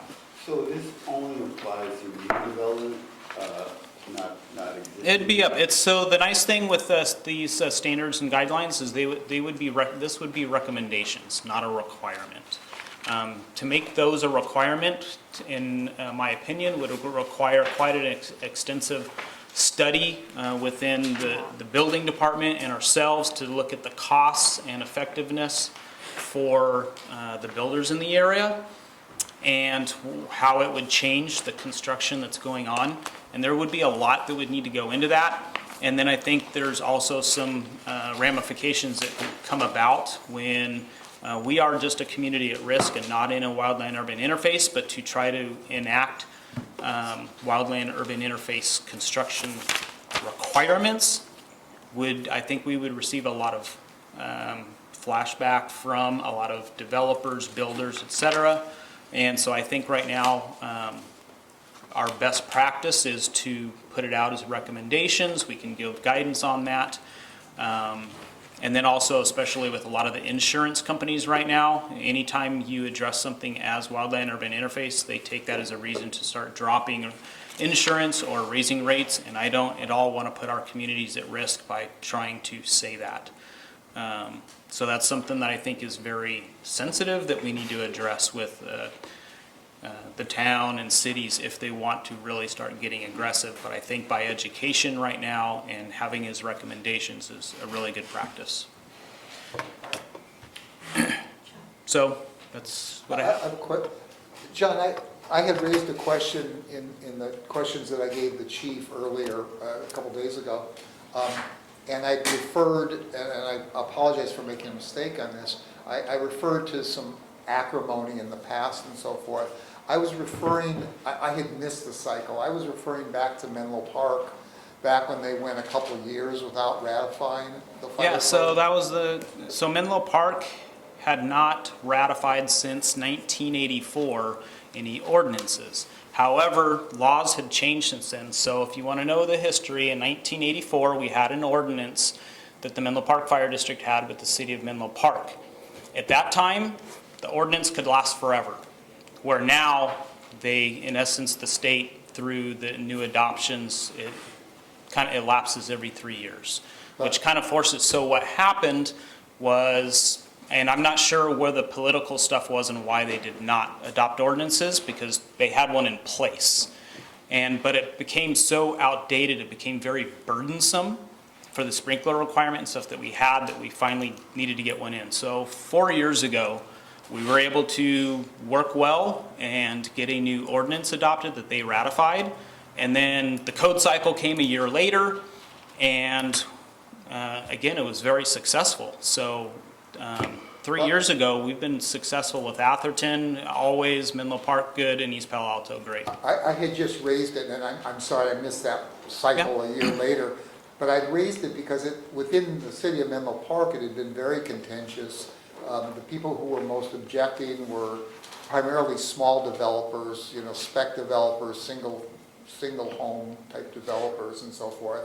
And they were very influential with the city council. They gave money to candidates and things like that, such that we didn't get it approved. And it took some meetings. Some of the board liaisons were involved with talking to the city and finally making that happen and so forth. My point in bringing it up was only to see what we could do so that we don't have the county, for example, not signing it. And that's why I mentioned it. Let me ask you about this water change that you've talked about, and I support it, I agree with it. Are there, you made it sound like the water change affects not just new construction, but it affects the existing. No, it's for new construction Only new only. construction? So Okay. building codes are for new construction. I see, so none of this will affect any existing structures or cities? No, only or- if they want to do major changes to their buildings, then we can take a look at it. But it's for new construction. And let me ask you one other thing. Do you have the authority, and I don't mean to pick on the county, but that just happens to be the example right now. Do you have the authority to not give fire district approval to a building plans in a jurisdiction that is not approved of fire code? I guess I need clarification on what you're asking. If we receive plans, we have to review them, and if they comply with code, then I have to approve What if them. what if there's no current code is what I'm asking? What if they haven't approved, ratified? Well, there is a state minimum code that I can do. I just can't apply our local ordinances, is what would go on. But again, I would have to look at differing legal opinions, but I would say that if they don't respond, then I believe that it's enforceable. And it depends on what items. So the water, I can enforce, in my opinion, because it is not a building construction related item. It's one of those life safety things. It's a life safety thing that I believe we are looking at what we need to be able to do our job. And so you could deny approval if it doesn't. If they don't meet water, yes. The current Yeah, life the current- safety requirement, the current one that's Yep. being proposed. Yeah, we deny plans due to lack of water and other items, yes. But I cannot deny them just because we have some political stuff that they don't want to do something. Any other questions? Okay, so you just need us to accept this report? Yeah, just accept it, waive the reading, and then, Yeah. Set the hearing date. Can I just Yes, say yeah. something? Because I think you do have to be formal about your motion. So not just accept the report, but. I actually have it. Did you guys see my email? I saw your email, yes. Okay. Waive first reading and introduce. Is that what you wrote? Yeah. Okay. Sorry, what was that, Tim? Well, It's what I emailed you. Yeah, is what I needs s- to yeah. be- So, I emailed all the board members, so. yeah, so there were, okay, so for item 10, then it would be, is there a motion To introduce. to introduce the ordinances for the town of Atherton, the city of East Palo Alto, the city of Menlo Park, and areas of San Mateo County served by the fire district? And- Wait, And continue on. And waive the reading and set the hearing date for October 15th, 2019. Thank you. Is there a motion? So moved? Second. All in favor? Aye. Aye. All opposed? Nay. So that motion carries. Thank you. Thanks, John. No, he's not done. Oh, sorry, There's that's more. right, that's right, Yes. sorry, yep, We're I only got just it. getting into it. Yes, sorry. yep, it's all right. Yep, I see that. So the next item, separate, is the one that is a little different. Basically, I pulled out anything that was related to building standards and made this a generic for us that is district-wide, that allows us all of the maintenance and fire and life safety aspects in an ordinance. So this one is a first reading and again, recommend to waive it. And it's just for the district only. This does not have to go out for ratification to anybody. This is for our district. Okay, Chuck, yeah, I was gonna. Let me make sure. Is this, in a sense, pure life safety stuff then? Is that Yeah, what- it's pure life safety and not related to building construction items. But these same items are also There's a in- number. in here? Yes. Okay. This is a subset of That's what I want to make sure. Totally in our control. Yeah, so is there a motion to So moved. introduce the ordinance, waive the reading, and set the public hearing for October 15th, 2019? This is for item 11. So moved. Is there a second? Second. Okay, any other discussion? All in favor? Aye. All opposed? Okay, so that motion carries. Okay, so just so you know, we will continue to work with the building officials in East Palo Alto. There will be several workshops of which we'll be reaching out to the community to let people know what we are doing with the codes. Again, I'll be working with Town of Atherton building official as we prepare for these items, and same with City of Menlo Park, who has a brand-new building official, kind of get into it. And then we'll be reaching out to the county also as well, along with the other fire marshals, to try to get a collaborative partnership with the county. So John, regarding the county, if there's anything that we can do to Yeah, help? I'll direct everything to the fire Good. chief. I'll let the fire You're chief okay. educate you. That seems to be where perhaps, We might be able to help. Okay. yeah, I mean, there's just, we weren't anticipating issues and we've had some. But on the compliment side, John mentioned is out of the room, but for Carrie's benefit too, part of the joint meetings with the town, issues that were raised, which John put inside here as well, were things, as you mentioned, are recommendations. So those went from, what else could be done to prevent wildland fires, to harden your home, to make things better, outside of just legislating them, as he pointed out, their recommendations, but nevertheless, it's in cooperation with the town, so that if people choose to do that, they can have a more fire-resistant piece of property, so. Great. Thank you. Collaboration is always good. Chuck? Yeah, I just had a comment. This happened with Menlo Park back 4 or 5 years ago, because I was the liaison at the time. This is just a recommendation I'm making really to the chief, but I think it would be helpful to prepare a very short, like one-page summary of what's going on for the council members. Because what happened in Menlo Park is these things got presented by staff and they weren't presented very well. And then the city council members said, well, is this required? And they said, no, not really. And it was, the council members got the information secondhand. And I think it would have been better if we could have told our story directly to them in a very short format. So just a suggestion. If they'll allow it. Well, with the new city manager, you might. Yeah, no, so far it's been very good. Okay. Starla's been good, there's been cooperation between the two staffs, I think. Menlo's turned around from the days of, we're not doing sprinklers until the state says do them, and then they say we would have done them anyway, but whatever. Okay, any other Okay. discussion? Thank you. Thanks, John, great work. Really great, it's a lot, Lots- it's lots of tedious, work. it's a lot of work, Lot of thank work. you.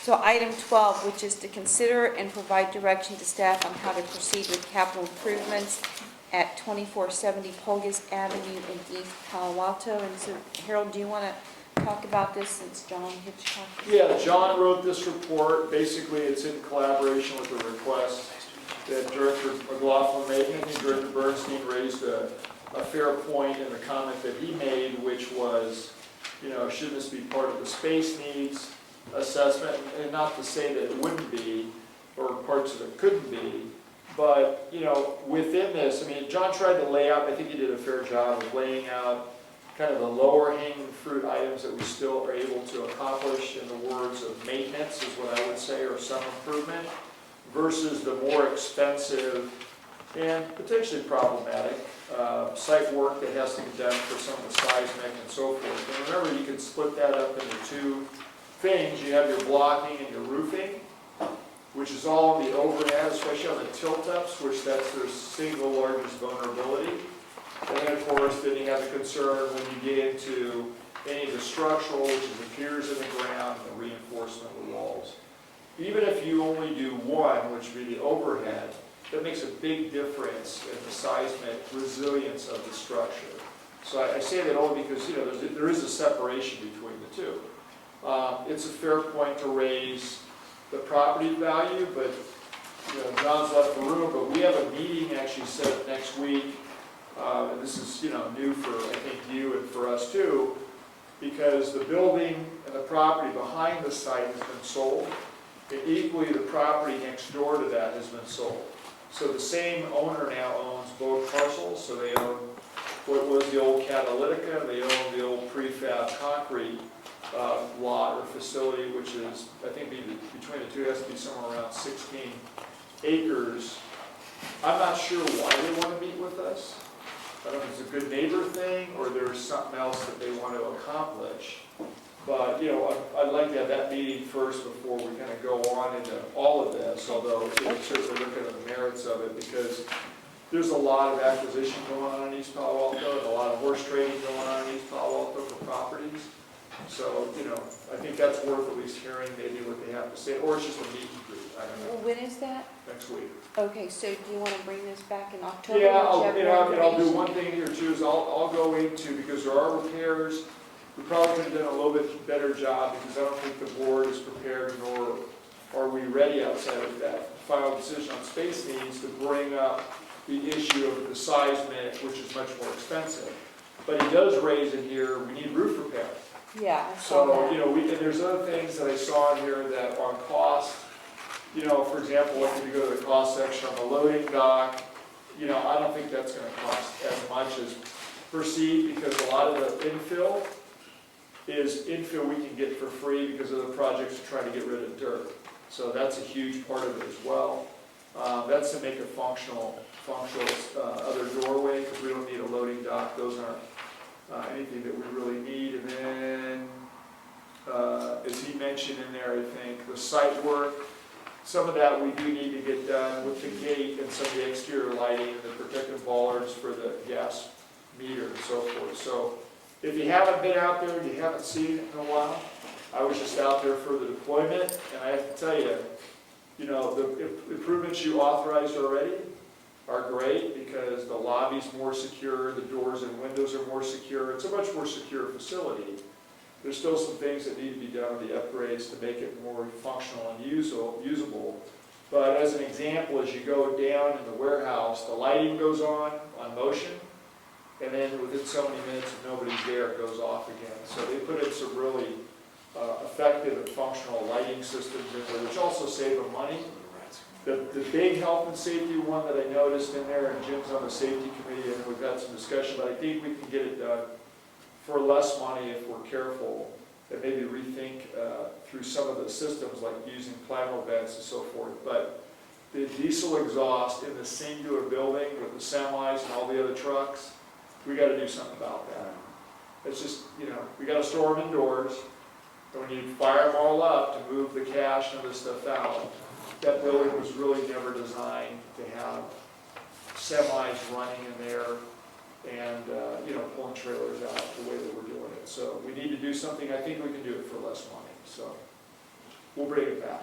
But I'll answer any questions today if you have them. It does get into, I think, to Director McLaughlin's question, and this is at a base level, I think it's on page 3. Yeah. What would it cost if we had to redo the whole thing? That's And the that's a 3 point. conservative estimate based upon just really basic parameters that we gave to a vendor. As you know, the devil's always in the detail, and the timing is based upon vendors who are willing to do the work, available to do the work, and then you know how going out to bid is right now. I mean, people are, I don't think it's as bad as it's been, but you know, some people are getting double, being asked to pay double of what they thought the bids would be, so. Jim, do you have any questions? The contaminated soil issue, it isn't addressed in this at all. Do you want me to address it? Because I can't address it. So,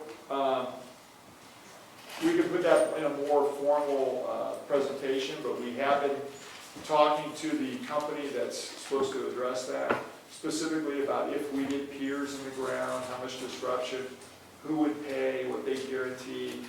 I think, and I'm not gonna put Tim on the spot, but I think we've had some discussion with Myers-Nave about that, at least to a lesser degree, regarding the previous, when we purchased the property, and what the write-up was. But from a practical standpoint, I think John was feeling pretty confident that the company that's supposed to do the work wasn't balking at paying for any of that. But I'll make sure we get that in writing. And can I just add one thing? That also is only for certain types of the work that, especially the piers related to building support. I mean, you need the information, but I'm just saying, there's a lot of stuff here that doesn't put that issue into play, but the ones that do put the issue play, you need the information.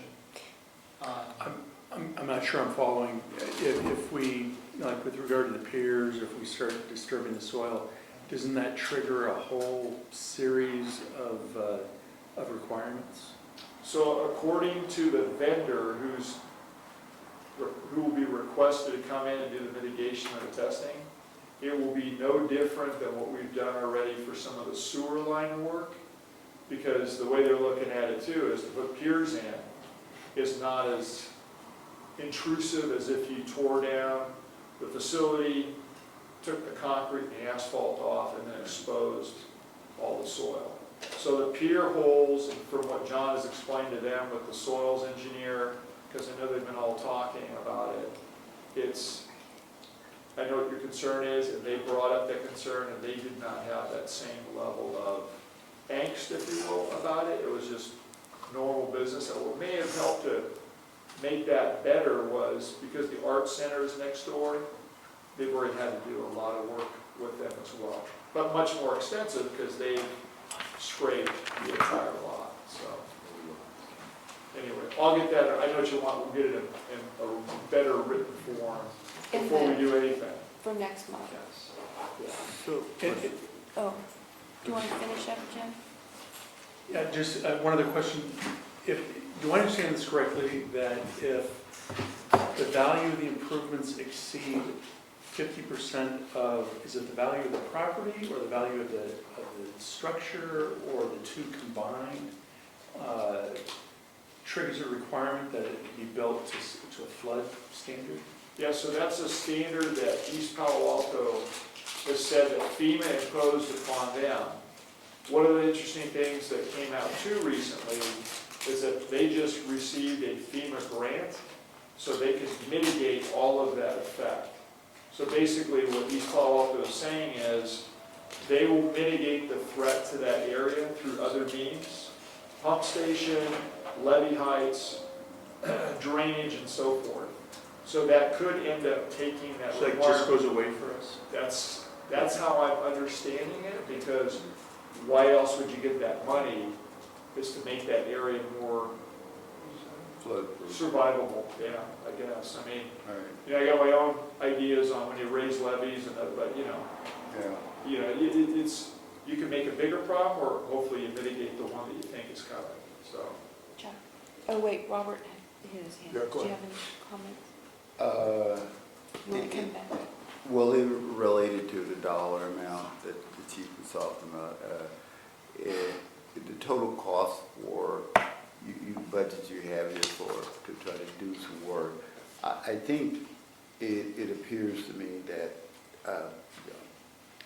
that if there was a priority to this work, that if this is going to come back to us, next month, that I would like to see to kind of maybe put some of these in a priority form. Like you already mentioned, I know the roof really need to get done, or it's going to have more problems.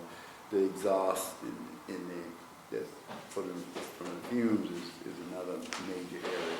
To me, I think those need to get done like yesterday, because we're coming up on the raining season, and the cost is going to go up more in terms of getting that fixed. We have leaks. Yeah. And we found those out last year, a good rainy season. I mean, I guess that helped for that, but. And then the exhaust is being used a lot, so that's going to be, so those, if anything, those are the kind of priority items that I think really, from my perspective, if you have an idea of what else in some sequential order that we need to look at to kind of put them in that order. And I assume that I read on the physical impact that currently there's a balance about $1 million, a little over $1 million. So really, you just need about 191,000, I guess, from us. No, excuse me. About 1.9 million more from us to finish up everything. Yeah, and again, I mean, timing, if we choose to go forward incrementally, you know, like I said, if we were gonna do seismic, I'd do the upper stuff first with the roof, with that in mind. It also, you know, one of the discussions was solar and different things you could qualify for. I don't know if we wanna do that, white roof or cool roof. You know, all those things come up, which would have to be worked out. We'll have a proposal for the board too, coming back on Station 6 and solar. See if that's something you want to do, just like we did at Station 2. But on this particular project, I mean, I'm sensitive to what you just said as well. I mean, we still have some security issues. The front gate is an issue. We still have some we still have some health and safety issues, the exhaust fans for diesel and so forth, or plymos, which is hoses that, you know, fit to the truck, which may be, I think, a better way to do it. But, you know, at the end of the day, we'll prioritize those along with the leakage repair. Yeah. You know, I'm hoping it's not the same winter we had this last year, but, you know, nevertheless, the leaks are the leaks, and they'll be back if you don't fix them, so. Right. Chuck? Do you have any information at this point? You talked about the neighboring properties being acquired, Yeah. and also So- East Palo Alto just got a big grant to redo Bay Road, the extension out there. Do you have any idea at what grade level they're doing any of this at this point? No. My understanding, the grade level is not changing. It's, maybe Robert's heard it, but the levee structures, the pump house and other things are what they're gonna put in. Right. So drainage, actually having real drainage on Bay Road, it's at least from Polgus to the Cooley Landing is almost non-existent. And Cooley Landing is actually part of the problem. It's the levee heights that are out there. Right. So, you know, I mean, I don't know enough about the award of the FEMA grant to tell you specifically all the work that's going to get done, but I do know that request that went in was to mitigate the threat to that whole lower end on the flooding risk, which is, you know, some would say climate change, but certainly sea level rise concerns that they have. They really mitigated the threat at the southern end of that, you know. Pretty good, we'll see, you know, I We'll mean, see.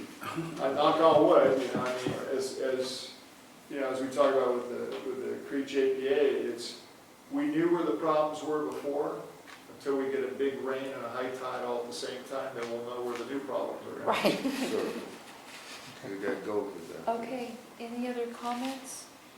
Okay, so Harold, I guess we'll we'll wait know more till the about- next week Yeah, for we'll know your more about meeting the and the purchase next price and all month, those yeah. other things of those properties, because Okay. again, to the valuation, who knows, it could be they hit it out of the ballpark, and now it's worth 3 times what we paid for it, you know? Okay. I don't know. Okay, thank you. So now, Rob, I can move up the proposed agenda item before we do reports and requests if you want.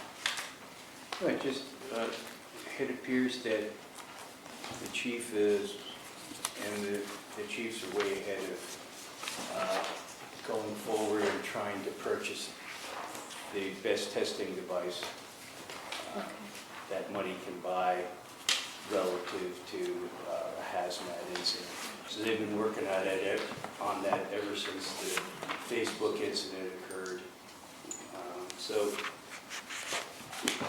I see that it has gotten attention.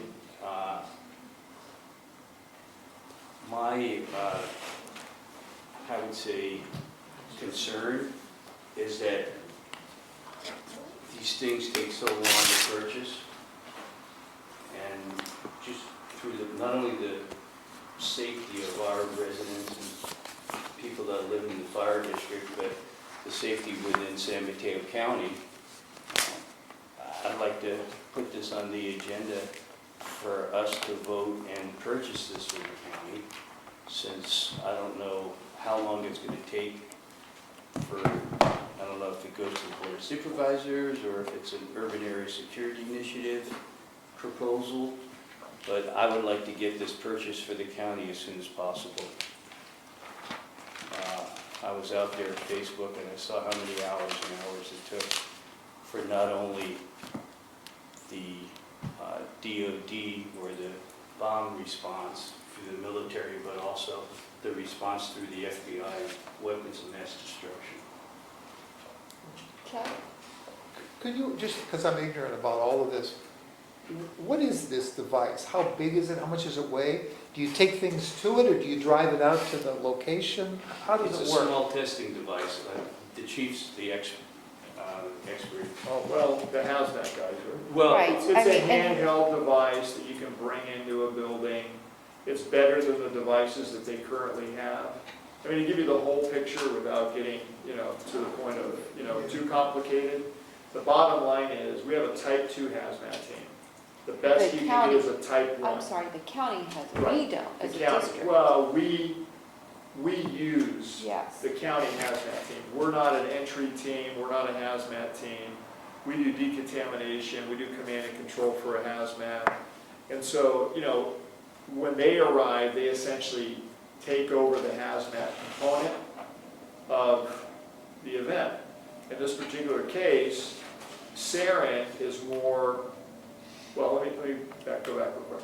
A type 2 team worked well in this county for all these years because through each jurisdiction, through the existing risks that we had, you had petrochemicals, you had oil solvents, you had plating plants, you had all these existing business-related commercial structures that either used, produced, or in some way stored these items. The shift now is those numbers are going down, which isn't a bad thing because, for example, Romic in East Palo Alto, Zoicon, the pesticide facility, those places are gone. Nobody here's crying about that, I can tell you that, after all the calls we've been to in those places, and including ones maybe you thought you were going to see the next day at. So, that's missing. But now, everybody sees the clean tech, which is the Facebooks of the world, right? The YouTube, Apple, whoever. The bigger risk now seems to be Homeland Security. So what level of threat from a terrorism standpoint, from a disruptive standpoint with powders and gases and any type of explosives, I mean, really what wasn't brought too much to the fore was that we were actually at that same facility in December of last year on a bomb threat. So, once you have a mail facility like that or some place where they're sorting, and remember, this was not a confirmed sarin event, so there was a threat, turned out to be false, it wasn't real. But the broader discussion was the capability needed for those types of threats is a type 1 capability. So even if you buy this device, you don't have a type 1 hazmat team. Right. And we don't run the hazmat team. We don't pay for the hazmat team. The CUPA, which is the county essentially has this material fee that they levy each city or jurisdiction. And I mean every one of them, not the district. So Atherton has to pay, East Palo Alto, Menlo Park, they all pay. That's where some of these funds for the hazmat team come from. That's how they get their money. So the challenge the hazmat team has is that funding has gone down because of less facilities. How in the Homeland Security realm are they supposed to get the funding to become a type 1 team? And it's not that easy either, because even if you get this device, that may improve some capability, that doesn't make them a type 1. There's a lot of different things they need to do to become a type 1 team, from equipment to training, and then, as the chief who I spoke with today about, because he was here for a different meeting, then you end up in the realm of employee compensation too, because certainly at some point, those people that are on that team are going to say, well, we want to get paid more money because now we're a type 1 team. So there's all these other levers, all these other issues that are going to come up if they choose eventually to go to a type 1 format. Can I just say that I think, and that's good background, I mean, considering the item is, do you want to bring this? On the agenda. Yeah, that I Yeah. think that's enough background Yeah. information on it to make the decision before you today, which is just. bringing Do it you back. want it on the agenda? Well, there's just one, I was curious about the amount of money that something like this costs. Well, that would That be, can be for- discussed as if part, I this mean, goes on really. to the Yeah, agenda item. Well, if it's $1 million or if it's $1,000, that's, It's that, between 70 to about 100 with training. The grant request is for $100,000. okay, thank you. Okay, is there a motion to put this on a future agenda? You know,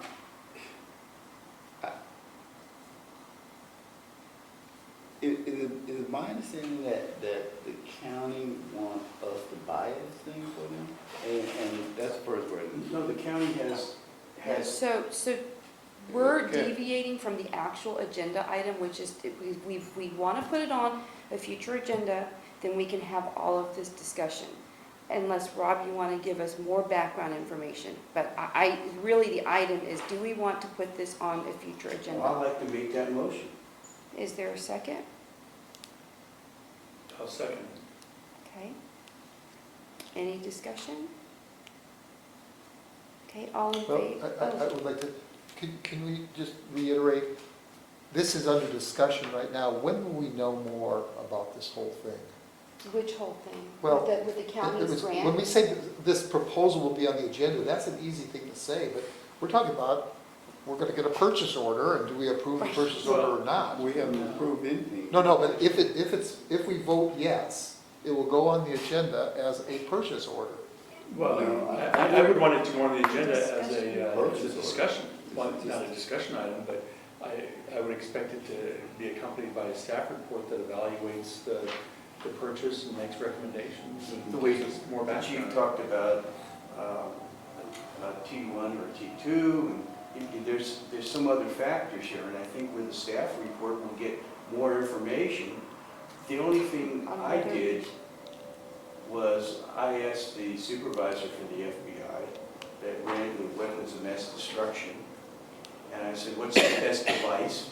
And he told me what it was, and I sent the email to the chief, and said this is the best result. And he's done a lot of pre-work to locate. Who's done a lot of pre-work? Excuse me? Who's done a lot of pre-work, the FBI person or the chief, not Harold? No, Consolidated Fire. Right. The hazmat team has put in a grant request for this. Right.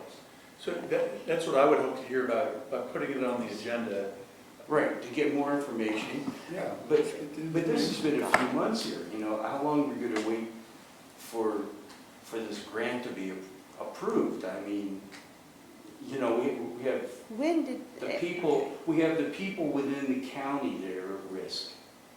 And the way the process is, it appears to be taking a long time here. So. This is the first time I've heard about it here at the board meeting. I agree. So- And I think That's why it's that on the you agenda, promised the Board of Supervisors that you would recommend buying this. So anyway, that's not the issue. The issue is, there's a motion and a second. I have one more quick question. Sure, Chuck. How much time staff time would be involved in doing a staff report on this? Maybe an hour, because I'd have to go back and check in with San Mateo. What I would use, and Jim and I have talked about this, we would just use what they put together as a proposal to the county. Because the one thing I would be careful about is that we don't get in the way of their proposal. Exactly. Because I don't know that, they know that there's an interest here, but I don't know how that affects whether or not what they're doing. Since they're the hazmat team, they're the vehicle that would normally request something. Because again, we wouldn't want to get in the way of them since they're the lead agency from hazmat. But they're aware through inquiries that we're asking the questions. So. And what I would like to, if we have a report, Chief, since this is a grant, how are we going to get repaid?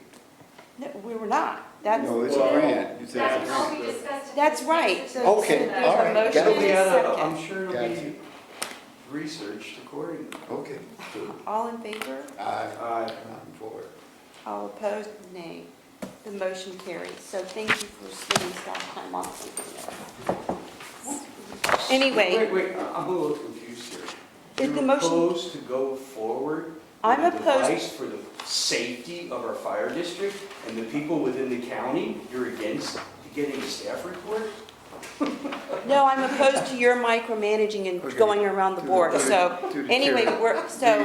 We into a whole So nother you were level out of order, conversation. Director Solano, so let's move to item number 13. Requests, reports, and liaison committee reports. And I'm not, you're out of order, and a misogynistic comment. So, item number 13, Chuck? Do you want to do each one separately or all Either, together? yeah, all together, because they're all under one lump item. I have no information about either the committee or liaison, but I did, this Thursday, I just want to announce that we are doing a get-ready training Thursday at 7 o'clock. We're not going to use the Station 2 this time, though, because the parking has really proven very difficult. So we're experimenting with a new location. It's out in the same area that we're talking about. It's out at the end of Polgus there. It's called the Emerson Collective. The address is 2555 Polgus Avenue. And this will be a training in English from 6:30 to 8:30. And then a month later, we'll be doing a second one out there on October 17th, same time, same location, and that one will be in Spanish. So we'll see, if we can get more people going to that. That's all I had in terms of my activities. Thank you, Robert? Well, the prep committee met and we went through the item that we was gonna bring forth. It was a consensus that we pull that from the agenda, and so that's about all I have. Okay. What about your EPA meeting? What about, Did you want to talk about that at all? not really, at this point. I didn't because I thought you were going to. So. Oh, you can go back and reiterate it, go ahead. It wasn't on my thing that I was. Okay, well, there's no need then. Rod? The emergency prep, it looks like the CERT group is going forward with the nonprofit, and that's gone real well. And I attended the CERT drill in Atherton, and it was very well organized. I didn't see it. I was talking to the mayor there, and that's all I have to say. Jim? I attended the strategic planning meeting last Tuesday, the 10th. I met with Chief Shaba last Friday, the 13th. We discussed a number of items with him, and that's all I have to report. I just had the Finance and Strategic Planning Committee meetings that I attended, and on September 4th, I attended the San Mateo County Task Force meeting with regard to the Alameda, and I think you referred to that in your chief's report, and the fire marshal was there, and we just added some comments. So I think there's going to be another meeting before it goes out to the community. Four more meetings. How many more meetings? That's it for me. Okay, public comment number 3. I don't have any public comment cards, so I'll close public comment number 3, and we are going to adjourn back into closed session. Need a motion? I'll move to adjourn the meeting. Second. No, we're moving We to don't adjourn the adjourn public meeting? No, you adjourn. to closed session. Okay. So are you going to make your motion to adjourn to closed session? We don't need one. No, but can you make a motion? Yeah. To adjourn Okay, to I'll closed move session. to adjourn to closed session. Is there a second? Second. All in favor? Aye. All opposed? Okay. Yeah, Michelle's gonna want to collect all the recording devices and nameplates, turn off the video, and all team members.